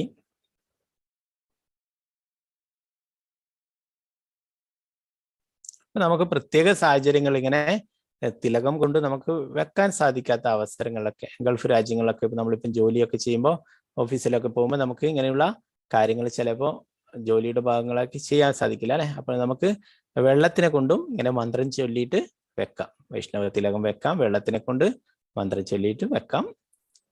അപ്പൊ അങ്ങനെയുള്ള സാഹചര്യങ്ങളിൽ മാത്രം, മറ്റെല്ലായ്പ്പോഴും നമ്മൾ തിലകം തൊടുന്നതാണ് നല്ലത്.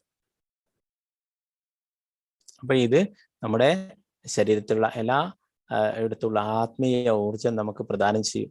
നമുക്ക് കൂടുതൽ ഭക്തി ചെയ്യാനും അതിനൊക്കെ ആയിട്ടുള്ള ഊർജം നമുക്ക് ലഭിക്കുമെന്ന് പറഞ്ഞു. മന്ത്രം ചൊല്ലിയിട്ട് ഇങ്ങനെയുള്ള ഈ ശരീരഭാഗങ്ങളിൽ തിലകങ്ങൾ ധരിക്കുമ്പോൾ.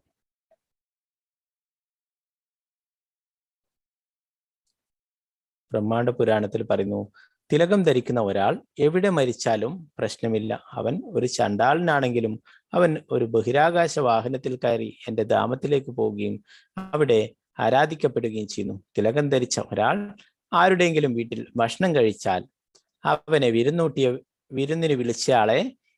വിരുന്നിന് വിളിച്ചയാളുടെ 20 തലമുറകളെ ഞാൻ നരകത്തിൽ നിന്നും മോചിപ്പിക്കും. ഇപ്പൊ ബ്രഹ്മാണ്ഡ പുരാണത്തില് ഭഗവാൻ പറയുന്നതാണ്, ഒരു വൈഷ്ണവ തിലകം ധരിക്കുന്ന ഒരാൾ എവിടെ മരിച്ചാലും പ്രശ്നമില്ല എന്ന് പറയുന്നു.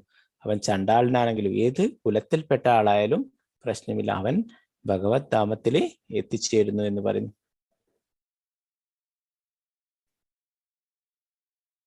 ഒരിക്കല് ഒരു രാജാവ്, ഒരു വലിയ കഥയാണ്, അത് ചുരുക്കി ഞാൻ ഇവിടെ പറയാം. ഒരു രാജാവ് വളരെ അധർമ്മങ്ങൾ പ്രവർത്തിച്ചു കൊണ്ടിരുന്ന ആളായിരുന്നു.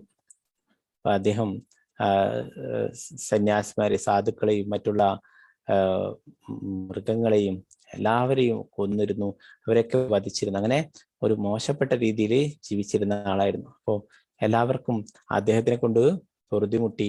അവസാനം അദ്ദേഹം കാട്ടിൽ പോയ ഒരവസരത്തിൽ അദ്ദേഹത്തിന്റെ മന്ത്രി തന്നെ അമ്പെയ്തിട്ട് കൊല്ലുകയുണ്ടായി. അപ്പോൾ ആ അമ്പെയ്യുന്ന അവസരത്തിൽ അവിടെ ഉണ്ടായിരുന്ന ആ ബ്രാഹ്മണരൊക്കെ ഉപയോഗിച്ചതിന്റെ ഗോപിചന്ദനത്തിന്റെ അവശേഷിക്കുന്ന ഭാഗം അവിടെ ഉണ്ടായിരുന്നു. അപ്പോൾ അമ്പേറ്റിട്ട് വീണത് അയാള് അവിടെയായിരുന്നു, ആ ഗോപിചന്ദനത്തിലായിരുന്നു. ഇത് ആരും ശ്രദ്ധിച്ചിരുന്നില്ല. അങ്ങനെ അവസാനം ഇദ്ദേഹം അധർമ്മമാണ് മുഴുവനായിട്ട് ചെയ്തിട്ടുള്ളത് അല്ലെ. അദ്ദേഹത്തെ അങ്ങനെ യമരാജന്റെ അടുത്തേക്ക് കൊണ്ടുപോവുകയുണ്ടായി. അങ്ങനെ ശിക്ഷയൊക്കെ വിധിച്ചു. അദ്ദേഹത്തിന് ഓരോരോ നരകങ്ങളുണ്ട് അല്ലെ, അവിടെ ഓരോ നരകത്തിലും ഓരോരോ പാപങ്ങൾ ചെയ്തതിനുള്ള ശിക്ഷ ഏറ്റവും. അങ്ങനെ അദ്ദേഹത്തിനെ തിളക്കുന്ന എണ്ണയിൽ കൊണ്ടിടാനായിട്ട് പറയുകയുണ്ടായി. അപ്പൊ അങ്ങനെ അദ്ദേഹത്തെ തിളക്കുന്ന എണ്ണയിലേക്ക് കൊണ്ടിട്ടു. അദ്ദേഹത്തിനെ കൊണ്ടിട്ട ഉടനെ ആ തിളക്കുന്ന എണ്ണ തണുത്തതായിട്ട് മാറുകയുണ്ടായി. അത് നല്ലവണ്ണം തീയൊക്കെ കത്തിച്ചിട്ട് തിളപ്പിക്കുന്നു, എന്നാൽ എണ്ണ ചൂടില്ലാതെ തണുത്തതായിട്ട് കാണപ്പെടാൻ സാധിച്ചു. അപ്പൊ അങ്ങനെ യമകിങ്കരന്മാരൊക്കെ ഇത് പറയുകയുണ്ടായി. അപ്പൊ യമരാജൻ തന്നെ ഇത് വന്നിട്ട് ഇതിന്റെ കാരണങ്ങൾ അന്വേഷിക്കാൻ തുടങ്ങി. അപ്പോ ഇദ്ദേഹം ആ അമ്പേറ്റിട്ട് വീണപ്പോഴേ ഇദ്ദേഹം അവരുപയോഗിച്ച ഗോപിചന്ദനം അല്ലെ, അവിടെ ഉപയോഗിച്ചിട്ട് ബാക്കി വന്നിട്ടുള്ള ആ ഗോപിചന്ദനത്തിലായിരുന്നു വീണിട്ടുണ്ടായിരുന്നു. അപ്പൊ അതുകൊണ്ട് തന്നെ യഥാർത്ഥത്തില് മന്ത്രം ജപിച്ചിട്ടൊന്നും അല്ല തൊട്ടതല്ലേ, അല്ല അദ്ദേഹത്തിന്റെ ശരീരത്തിൽ ആ ഗോപിചന്ദനം സ്പർശിച്ചത് കൊണ്ട് അദ്ദേഹത്തിന് ഈ അഗ്നിയിൽ, ഈ തിളക്കുന്ന എണ്ണയിലിട്ടും അദ്ദേഹത്തിന് പാപം ഏറ്റില്ല അല്ലെ. അങ്ങനെ ഉടൻ തന്നെ ആ യമരാജൻ അവരോട് പറയും, ഇദ്ദേഹത്തെ ഭഗവാന്റെ അടുത്തേക്ക് വിടണം, ഭഗവാന്റെ ഭക്തനാണ് ഇദ്ദേഹം, ആ ഗോപിചന്ദനം ശരീരത്തിൽ ധരിച്ചിട്ടുണ്ട് എന്ന് പറയുകയുണ്ടായി. അപ്പൊ ആ ഗോപിചന്ദന നമ്മളെ എല്ലാ പാപങ്ങളിൽ നിന്നും മുക്തനാക്കും. അത് അത്രയും പ്രധാനപ്പെട്ടതാണ് ഗോപിചന്ദനം എന്ന് പറയുന്നത്. ഗോപിചന്ദനം ധരിക്കുന്ന ആളുടെ അടുത്തേക്ക് യമരാജൻ തന്നെ വരില്ല. ഗർഗസംഹിതയിൽ പറയുന്നു, മുൻകാലങ്ങളിൽ ഒരാൾ 100 കണക്കിന് പാപങ്ങൾ ചെയ്തിട്ടുണ്ടെങ്കിലും അയാൾ ഗോപിചന്ദന തിലകം ധരിച്ചാൽ യമരാജന് അയാളെ കൊണ്ടുപോകാൻ കഴിയില്ല. അങ്ങനെയെങ്കിൽ യമദൂതന്മാർ അദ്ദേഹത്തെ എങ്ങനെയാണ് തൊടുന്നത്? ദിവസേന ഗോപിചന്ദന തിലകം ധരിക്കുന്ന ഒരു പാപി ഭൗതിക ലോകത്തിന് അപ്പുറമുള്ള ഭഗവാൻ കൃഷ്ണന്റെ പരമോന്നതമായ ധാമമായ ഗോലോകത്തിലേക്ക് പോകുന്നു. അപ്പോൾ ഇത്ര തന്നെ പാപങ്ങൾ ചെയ്തിട്ടുണ്ടെങ്കിലും അയാള് ഗോപിചന്ദന തിലകം ധരിച്ചു കഴിഞ്ഞാൽ യമരാജൻ പോലും അയാളുടെ അടുത്തേക്ക് വരില്ല എന്ന് പറയും.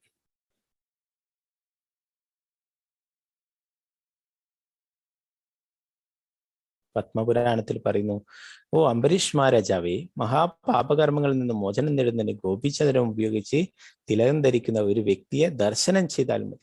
അപ്പൊ അംബരീഷ് മഹാരാജാവിനോട് മഹർഷി ഗൗതമൻ പറയുന്നതായിട്ട് പറയുന്നു. എന്താ പറയുന്നത്?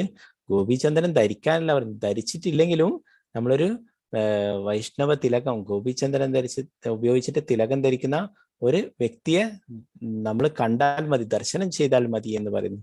നമ്മുടെ എല്ലാ മഹാപാപങ്ങളിൽ നിന്നും മോചനം ലഭിക്കുമെന്ന് പറയും.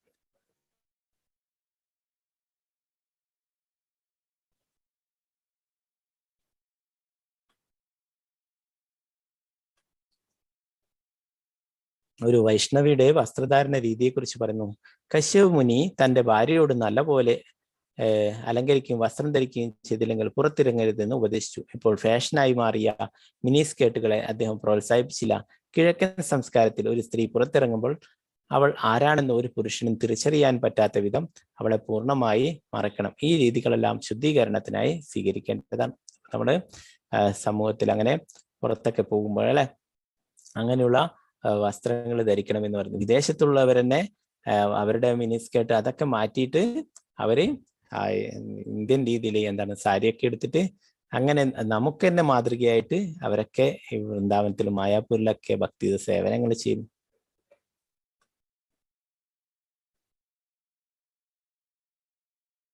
വൈദിക സംസ്കാരം അനുസരിച്ച് മാന്യയായ ഒരു സ്ത്രീയെ സൂര്യന് പോലും കാണാൻ കഴിയില്ല.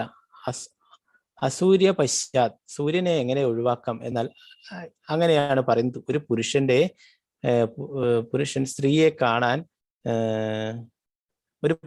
സ്ത്രീയെ കാണാൻ സൂര്യന് പ്രയാസമുണ്ടാകും. അതെ, അസൂര്യ പശ്ചാത്, അസൂര്യം, സൂര്യ എന്നാൽ സൂര്യൻ എന്നാണ്. സൂര്യന് കഴിയില്ല, സൂര്യനും അവളുടെ പിന്നാലെ കൊതിക്കും. എനിക്ക് ആ സ്ത്രീയെ എങ്ങനെ കാണാൻ കഴിയും? അപ്പോൾ വസ്ത്രധാരണ രീതി എന്താണ്, സൂര്യന് പോലും കാണാൻ കഴിയില്ല എന്ന് പറയുന്നത്. വേറൊരു രീതിയിൽ നോക്കിയാലും നമുക്ക് ആ സൂര്യന്റെ ചൂടിൽ നിന്നും അതിൽ നിന്നൊക്കെ നമുക്ക് സംരക്ഷണം ലഭിക്കാം അല്ലെ. ഇങ്ങനെയുള്ള സാരിയൊക്കെ ഉടുത്ത് തലയൊക്കെ കവർ ചെയ്യുകയാണെങ്കിൽ തീർച്ചയായിട്ടും നമുക്ക് ആ സൂര്യന്റെ ചൂടിൽ നിന്നൊക്കെ ശമനം ലഭിക്കാം അല്ലെ. അപ്പൊ ഇവിടെ സൂര്യന് തന്നെ കാണാൻ കഴിയില്ല എന്ന് പ്രഭുപാദരിയുടെ പറയുന്നു.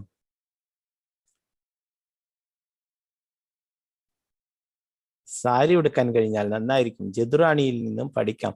നിങ്ങൾ ഒരു നല്ല പെൺകുട്ടിയായി തുടരണം. വസ്ത്രധാരണവും ബാഹ്യരൂപവും സമൂഹത്തിന്റെ ആചാരമാണ്.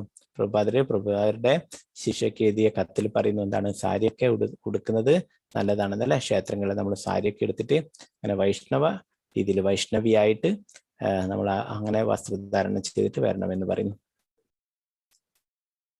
പ്രഭുപാദർ. അതെ, മറിച്ച് ഈ പെൺകുട്ടികൾ അവർ ഇന്ത്യൻ രീതിയിൽ വസ്ത്രം ധരിക്കുമ്പോൾ അവർ കൂടുതൽ ഭംഗിയായി കാണപ്പെടുന്നു. അത് സമ്മതിക്കേണ്ടി വരും. അതെ, പ്രഭുപാദരെ ഒരു ക്രിസ്ത്യൻ പുരോഹിതനുമായിട്ടുള്ള സംഭാഷണത്തിൽ പറയുന്നു. അപ്പോൾ ഇന്ത്യൻ രീതിയിൽ വസ്ത്രം ധരിക്കുമ്പോൾ അല്ലെ, സാരി അങ്ങനെയുള്ള വസ്ത്രങ്ങളൊക്കെ ധരിക്കുമ്പോൾ കൂടുതൽ ഭംഗിയുള്ളതായിട്ട് കാണപ്പെടുന്നു എന്ന് പ്രഭുപാദർ പറയുന്നു.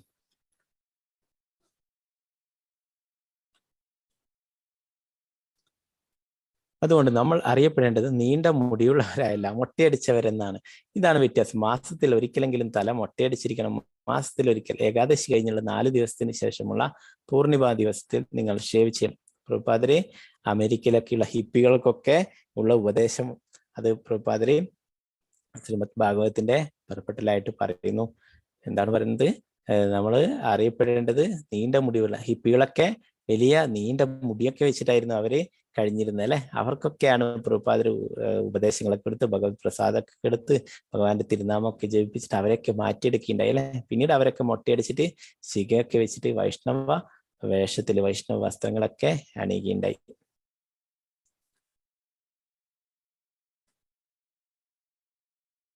ഇപ്പൊ ബ്രഹ്മചാരികള് അവരൊക്കെ മാസത്തില് തലയൊക്കെ മൊട്ടയടിച്ചിട്ടാണ് ശിഖയൊക്കെ വെച്ചിട്ടാണ് ഉണ്ടാവുക അല്ലെ. പിന്നെ ഏകാദശി കഴിഞ്ഞിട്ട് പൂർണിമ ദിവസങ്ങളിൽ ഷേവ് ചെയ്യണമെന്ന് പറയുന്നു.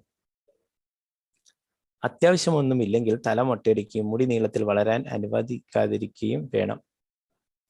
അത്യാവശ്യമെങ്കിൽ ഒരു അമേരിക്കൻ മാനിനെ പോലെ വസ്ത്രം ധരിക്കാം. ചെറിയ മുടിയായിട്ട് പക്ഷെ നീണ്ട മുടി നിരോധിച്ചിരിക്കുന്നു. മുടി നീട്ടി വളർത്തിയ ഒരാൾ എൻ്റെ ശിഷ്യനാകാത്തതിന്റെ കാരണം അവൻ തത്വത്തിന് എതിരായതിനാണ്. അത്യാവശ്യമെങ്കിൽ ചെറിയ മുടിയുള്ള ഒരു അമേരിക്കൻ മാനിനെ പോലെ വസ്ത്രം ധരിക്കാം. അപ്പൊ പ്രഭുപാദരുടെ പ്രസ്ഥാനത്തിൽ നിങ്ങൾക്ക് നോക്കിയാൽ കാണാൻ സാധിക്കും, ആരും അങ്ങനെ വലിയ താടിയും മുടിയൊക്കെ നിർത്തിയിട്ട് ഉണ്ടാവില്ല അല്ലെ. ഓ അതെന്താണ് പ്രഭുപാദര് അങ്ങനെയുള്ള ധാരണ രീതിയാണ് പറഞ്ഞിട്ടുള്ളത്. അപ്പൊ ഒരിക്കലും തന്നെ ആ പ്രഭുപാദരുടെ അടുത്തൊരു ഇംഗ്ലീഷ് പത്രലേഖിക ചോദിക്കണ്ടായി, എന്തിനാണ് നിങ്ങളിങ്ങനെ തലയൊക്കെ ഇങ്ങനെ ക്ലീൻ ഷേവ് ചെയ്യുന്നത് എന്ന് ചോദിക്കണ്ടായി, ഇങ്ങനെ മൊട്ടയടിക്കുന്നു. അപ്പോ ആ സ്ത്രീ എന്താ മിനി സ്കേർട്ടൊക്കെ ഇട്ടിട്ട് അങ്ങനെ ആയിരുന്നു വന്നിട്ടുണ്ട്. അപ്പോൾ പ്രഭുപാദർ പറഞ്ഞു, നീ കാലൊക്കെ നല്ല കൂളായിട്ട് സൂക്ഷിക്കുന്നു, നമ്മള് തല നല്ല കൂളായിട്ട് സൂക്ഷിക്കുന്നു എന്ന് തമാശ രൂപത്തിൽ ഉത്തരം പറയുകയുണ്ടായി.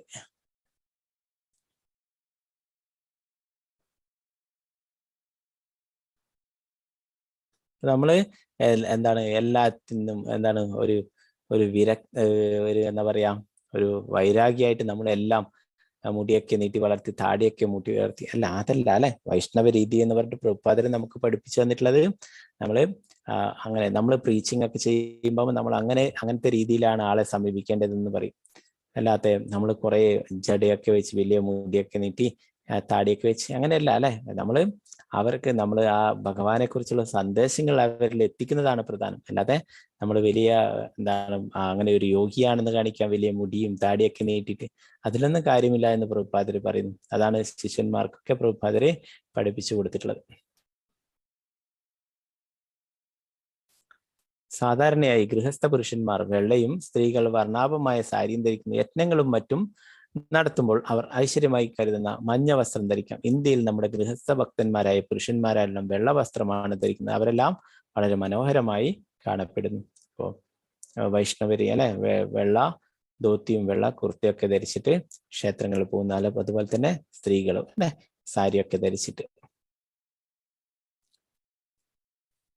പ്രഭുപാദർ പറയുന്നു, എനിക്ക് മുമ്പ് എത്രയോ സ്വാമിമാർ അവിടെ പോയിട്ടുണ്ട്. എന്താണ് അമേരിക്കയിലും മറ്റുള്ള വിദേശ രാജ്യങ്ങളിലൊക്കെ അല്ലെ. അവർ ഒന്നും കൊടുത്തില്ലെങ്കിലും എന്തെങ്കിലുമൊക്കെ എടുത്ത് ഇങ്ങോട്ട് വന്ന് വിദേശത്ത് പോയി തിരിച്ചെത്തിയ സന്യാസി എന്ന് പരസ്യം നൽകി ജനങ്ങളെ പരമാവധി മുതലെടുത്തു. അവരുടെ യഥാർത്ഥ വസ്ത്രം പോലും നഷ്ടപ്പെട്ടു.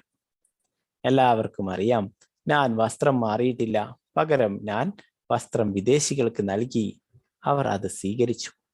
ശ്രീല പ്രഭുപാദരുടെ പ്രഭാഷണം 1973 ജൂൺ 14 മായപ്പൂർ. പ്രഭുപാദർ പറയുന്നു അല്ലെ, വിദേശത്തേക്ക് എത്രയോ ഇന്ത്യൻ സ്വാമിമാർ പോയിട്ടുണ്ട്. അവരൊക്കെ ഇവിടുന്ന് കാഷായ വസ്ത്രമൊക്കെ അണിഞ്ഞ് ദണ്ടൊക്കെ എടുത്ത് അങ്ങനെയൊക്കെയാണ് പോയിട്ടുള്ളത്. എന്നാലോ അവരവിടെ പോയിട്ട് ആ പാശ്ചാത്യ രാജ്യത്തുള്ള അവിടെയുള്ള സുഖസൗകര്യങ്ങളും അതൊക്കെ ആസ്വദിച്ച് അവരുടെ വസ്ത്രധാരണ രീതിയൊക്കെ ഫോളോ ചെയ്ത് പിന്നീട് അവരൊക്കെ അവിടെ തന്നെ അങ്ങനെ അവരുടേതായിട്ടുള്ള ജീവിത രീതിയൊക്കെ പിന്തുടരുകയുണ്ടായി. അവരൊക്കെ അവരുടെ ആ ലക്ഷ്യത്തിൽ പരാജയപ്പെട്ടു. അവരുടെ ആ പോയിട്ടുള്ള ആ ഉദ്ദേശ്യം അല്ലെ അതിൽ നിന്നും പരാജയപ്പെടുകയുണ്ടായി. എന്നാൽ പ്രഭുപാദരുടെ അടുത്ത് എത്രയോ ആൾക്കാർ, വേറെ ആത്മീയമായിട്ടുള്ള സംഘടനയിലുള്ള ആൾ തന്നെ വലിയ ആൾക്കാരൊക്കെ പ്രഭുപാദരെ ഉപദേശിക്കുന്നതായിട്ട് പറയുകയുണ്ടായി. പ്രഭുപാദരോട് പറഞ്ഞോട്, നിങ്ങൾക്ക് ഇവിടെ ഈ അമേരിക്കയിൽ നിങ്ങളുടെ ഈ വേഷം ധരിച്ചിട്ട് ഒന്നും ചെയ്യാൻ സാധിക്കില്ല. ഇവിടെ അവരുടെ അടുത്ത് സ്വാധീനം ചെലുത്തേണ്ടെങ്കിൽ നിങ്ങൾ അവരുടേതായിട്ടുള്ള രീതിയിൽ വസ്ത്രം ധരിക്കണം, അങ്ങനെയൊക്കെ പറഞ്ഞിട്ട് പ്രഭുപാദരെ ഉപദേശിക്കുകയുണ്ടായി. എന്നാൽ പ്രഭുപാദർ അതൊരിക്കലും തൻ്റെ ഈ വസ്ത്രം അതൊരിക്കലും മാറ്റാനായിട്ട് തയ്യാറായിരുന്നില്ല. പ്രഭുപാദരുടെ ഗോഡ് ബ്രദേഴ്സ് തന്നെ ഭക്തി സിദ്ധാന്ത സരസ്വതിയുടെ വേറെ ശിഷ്യന്മാരൊക്കെ അമേരിക്കയിലൊക്കെ പോയിട്ടുണ്ട്. അവരൊക്കെ ഈ ദൗത്യത്തിൽ അവരൊക്കെ പരാജയപ്പെട്ട് വീണ്ടും വരികയുണ്ടായി. എന്നാൽ പ്രഭുപാദർ പൂർണ്ണമായിട്ടും എല്ലാം ഭഗവാന് സമർപ്പിച്ചുകൊണ്ടാണ് അല്ലെ. ആ ചരക്ക് കപ്പലിൽ നിന്ന് തന്നെ പ്രഭുപാദർ ഒരു കവിത എഴുതിയിട്ടുണ്ടായിരുന്നു. അതിൽ പ്രഭുപാദർ പറയുന്നു, ഞാൻ അങ്ങയുടെ കയ്യിലെ വെറും ഒരു പാവയാണ്, എനിക്ക് യാതൊരു യോഗ്യതയുമില്ല, എനിക്ക് യാതൊരു ജ്ഞാനമില്ല, അങ്ങേക്ക് എന്ത് വേണമെങ്കിലും എന്നെ കൊണ്ട് ചെയ്യിക്കാം. അങ്ങ് ആഗ്രഹിക്കുന്നോ ശ്രീകൃഷ്ണ ഭഗവാനെ, അങ്ങ് ആഗ്രഹിക്കുന്നു ഈ അമേരിക്കയിലുള്ളവരൊക്കെ കൃഷ്ണാബോധം സ്വീകരിക്കണമെന്ന്, എങ്കിൽ അങ്ങ് തന്നെ അവരിലുള്ളിലും മാറ്റങ്ങൾ ഉണ്ടാക്കണം. അവർക്കൊക്കെ എൻ്റെ വാക്കുകൾ ശ്രവിക്കാനും അത് ഉൾക്കൊള്ളാനും ആയിട്ടുള്ള ശക്തി അങ്ങ് തന്നെ നൽകണം എന്ന് പ്രഭുപാദർ ഭഗവാനോട് പ്രാർത്ഥിക്കണ്ടായി അല്ലെ.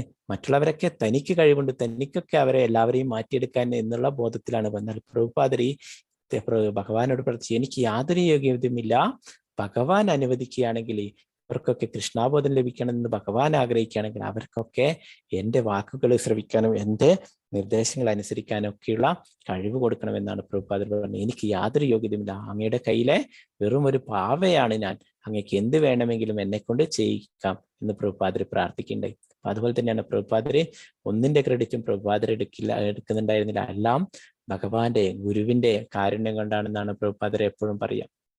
അപ്പോൾ ഭക്തി സിദ്ധാന്ത സരസ്വതി ഠാക്കൂർ അല്ലെ, അദ്ദേഹമാണ് പ്രഭുപാദരുടെ ഗുരു. അദ്ദേഹത്തിന്റെ നിർദ്ദേശം നടപ്പിലാക്കാനാണ് വിദേശത്ത് വന്നിട്ടുണ്ടായിരുന്നത്. അപ്പൊ ആ ഗുരുവിന്റെയും ശ്രീകൃഷ്ണ ഭഗവാന്റെ ഒക്കെ കാരുണ്യം കൊണ്ട് പ്രഭുപാദർക്ക് എല്ലായിടത്തും കൃഷ്ണാവബോധം പ്രചരിപ്പിക്കാനായിട്ട് സാധിച്ചു അല്ലെ. പലരും നിന്ദിച്ചു ഇങ്ങനെയുള്ള വസ്ത്രം, കാവ്യ വസ്ത്രമൊക്കെ കണ്ടിട്ട്. അവർക്ക് അമേരിക്കക്കാർക്കൊക്കെ ഇത് അത്രയും പുച്ഛമായിട്ടുള്ളതായിരുന്നു. അവരൊക്കെ പറഞ്ഞു, നിങ്ങൾ എന്താണ് ഇത്, ബെഡ്ഷീറ്റ് ആണോ ഉടുത്ത് നടക്കുന്നത് എന്നൊക്കെ പറഞ്ഞിട്ട് ആ കാവ്യ വസ്ത്രത്തെ അവരൊക്കെ പുച്ഛിക്കുകയുണ്ടായി. എന്നാൽ പ്രഭുപാദര് അതൊന്നും മനസ്സിൽ കൊടുത്തില്ല. അവരോടൊക്കെ ചിരിച്ചുകൊണ്ട് തന്നെ പ്രഭുപാദരെ പെരുമാറുകയുണ്ടായി. പിന്നീട് എന്താ പ്രഭുപാദര് പറയുന്നത്, എത്രയോ സ്വാമിമാർ പോയിട്ടുണ്ടല്ലേ, അവർക്ക് അവർ വിദേശികൾക്ക് ഒന്നും കൊടുത്തില്ല, എന്തൊക്കെയൊക്കെ അവരിൽ നിന്ന് ഇങ്ങോട്ട് കൊണ്ടുവന്നിട്ടുണ്ടെന്ന് പറയുന്നു. അവരൊക്കെ മറ്റുള്ള ആൾക്കാരുടെ ഇടയിൽ, ഞാൻ വിദേശത്തൊക്കെ പോയിട്ടുണ്ട്, എന്നാലും ശിഷ്യന്മാരുണ്ടോ എന്ന് ചോദിച്ചാലോ ആരുമില്ല അല്ലെ. എന്നാൽ പ്രഭുപാദര് എവിടെയൊക്കെ പോയിട്ടുണ്ടോ അവിടെയൊക്കെ ശിഷ്യന്മാരെ ഉണ്ടാക്കിയിട്ടുണ്ട്. പ്രഭുപാദരുടെ ശിഷ്യന്മാരായിട്ട് GBC മെമ്പേഴ്സ് എന്ന് പറഞ്ഞിട്ടുണ്ട്. ലോകം മുഴുവനായിട്ട് കൃഷ്ണാബോധം പ്രചരിപ്പിക്കുന്ന അതിലെ മെമ്പേഴ്സൊക്കെ, അതൊക്കെ പ്രഭുപാദരുടെ ശിഷ്യന്മാരാ. അപ്പൊ എല്ലാ രാജ്യങ്ങളിലും പോയിട്ടും പ്രഭുപാദരുടെ ശിഷ്യന്മാരുണ്ടാക്കിയിട്ടുണ്ട്. അവരൊക്കെയാണ് കൃഷ്ണാബോധം ഇന്ന് ലോകം മുഴുവനായിട്ട് പ്രചരിപ്പിക്കുന്നത്. അവരൊക്കെ ബ്രഹ്മചാരികളാക്കി, പിന്നീട് അവരെയൊക്കെ സന്യാസിമാരാക്കി മാറ്റിയിട്ടുണ്ടായി പ്രഭുപാദര്. അവർക്കൊക്കെ ബ്രാഹ്മണിക് ദീക്ഷയൊക്കെ കൊടുത്ത് അവരെയൊക്കെ സന്യാസിമാരൊക്കെ ആക്കിയിട്ട് മാറ്റിയിട്ടുണ്ട്. അത്രയും പ്രഭുപാദര് അവർക്കൊക്കെ ആ വിദേശത്ത് അങ്ങനെയുള്ള രീതിയിൽ വസ്ത്രങ്ങളൊക്കെ ധരിച്ചിട്ട് നടന്നവരെ, പാൻറ്റും സൂട്ടും ഒക്കെ ഇട്ടിട്ട് നടന്നവരെ അവരെയൊക്കെ മാറ്റി കൃഷ്ണാബോധത്തിലൊക്കെ അവരെയൊക്കെ വൈഷ്ണവ വസ്ത്ര രീതിയൊക്കെ പഠിപ്പിച്ചു. അവരൊക്കെ ഭഗവാന്റെ ശുദ്ധ ഭക്തന്മാരാക്കി മാറ്റുകയുണ്ടായി. അപ്പൊ നമുക്ക് ഇന്നും മായാപൂരിലും വൃന്ദാവനത്തിലൊക്കെ പോയാൽ കാണാൻ സാധിക്കും. എല്ലാം വിദേശത്തുള്ള ഭക്തന്മാരെ, പ്രത്യേകിച്ച് വൃന്ദാവനത്തിലൊക്കെ ധാരാളം ഭക്തന്മാരുണ്ട്. എല്ലാവരും വിദേശത്ത് നിന്നുള്ളവരാ. അവരൊക്കെ പ്രഭുപാദരുടെ ശിഷ്യന്മാരും പ്രഭുപാദരുടെ ശിഷ്യന്മാരൊക്കെ ആയിട്ടുള്ളവരാണ്.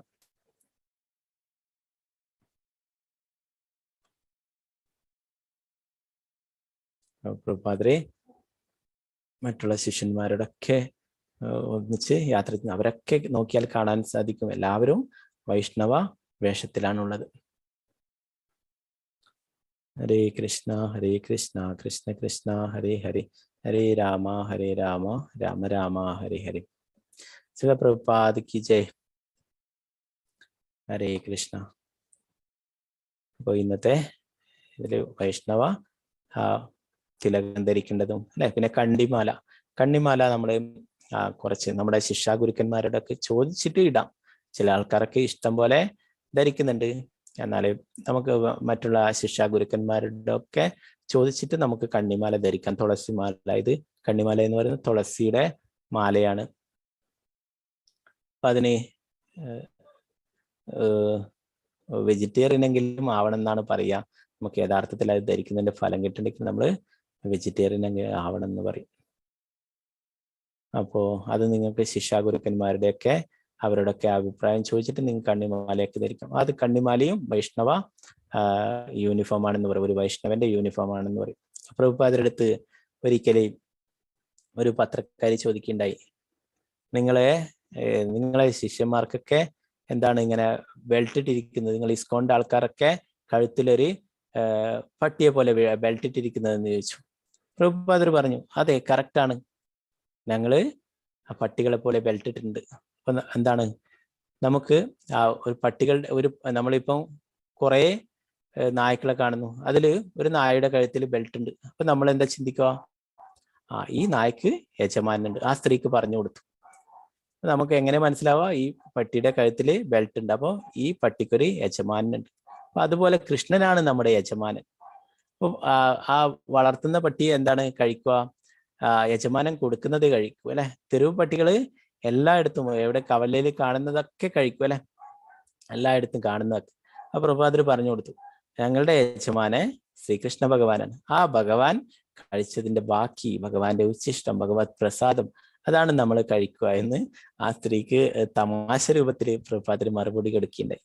അപ്പോ ആ സ്ത്രീ ഒരു എന്താ പറയാ പരിഹസിച്ചുകൊണ്ട് ചോദിച്ചതാണ്. എന്നാൽ പ്രഭുപാദർ അതിന് ഭഗവാനെ സംബന്ധിച്ച് തന്നെ കറക്റ്റായിട്ടുള്ള മറുപടി കൊടുത്തു. എന്താണ്, അവർ പറഞ്ഞു, എന്താണ് ഒരു പട്ടിയെ പോലെയാണല്ലോ എന്ന് പറഞ്ഞിട്ട് ഒരു പരിഹസിക്കുന്ന രൂപ അല്ലെ. മറ്റൊരു വ്യക്തിയാണെങ്കിലോ ആ സ്ത്രീയോട് ഷൗട്ട് ചെയ്യല, ആ സ്ത്രീയോട് ദേഷ്യപ്പെടും. എന്നാൽ പ്രഭുപാദർ കൂളായിട്ട് അത് ഹാൻഡിൽ ചെയ്തു. അവരോട് പറഞ്ഞു, അതെ, കറക്റ്റാണ് നിങ്ങൾ പറയുന്നത്, കറക്റ്റാണ്. നമ്മളൊക്കെ എന്താണ് പട്ടിയെ പോലെ കഴുത്തിലിട്ടുണ്ട്. എന്താണ് ആ ഒരു പട്ടിയുടെ കഴുത്തിൽ ബെൽറ്റ് ഉണ്ടെങ്കിൽ യജമാനുണ്ട്. അപ്പൊ നമ്മുടെ കഴുത്തിൽ ബെൽറ്റ് ഉണ്ട്, അപ്പൊ അത് നമ്മുടെ യജമാനുണ്ട്, കൃഷ്ണനാണ് നമ്മുടെ യജമാനൻ എന്ന് പറഞ്ഞു കൊടുക്കുകയുണ്ടായി ആ സ്ത്രീക്ക്. ഹരേ കൃഷ്ണ.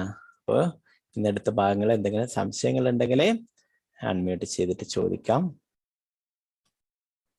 ഹരേ കൃഷ്ണ കൃഷ്ണ കൃഷ്ണ ഹരേ ഹരേ, ഹരേ രാമ രാമ രാമ ഹരേ ഹരേ. പിന്നെ ഇനി 11-ാം തീയതി പാണ്ഡവ നിർജ്ജല ഏകാദശിയാണ്. അപ്പൊ പറ്റുന്നവരൊക്കെ എടുക്കുക. നിർജ്ജല ഏകാദശിയാണ്. സാധിക്കുന്നവര് നിർജ്ജല ഏകാദശി എടുത്തിട്ടുണ്ട്. അത്രയും വളരെ പ്രധാനപ്പെട്ട ഏകാദശിയാണ്.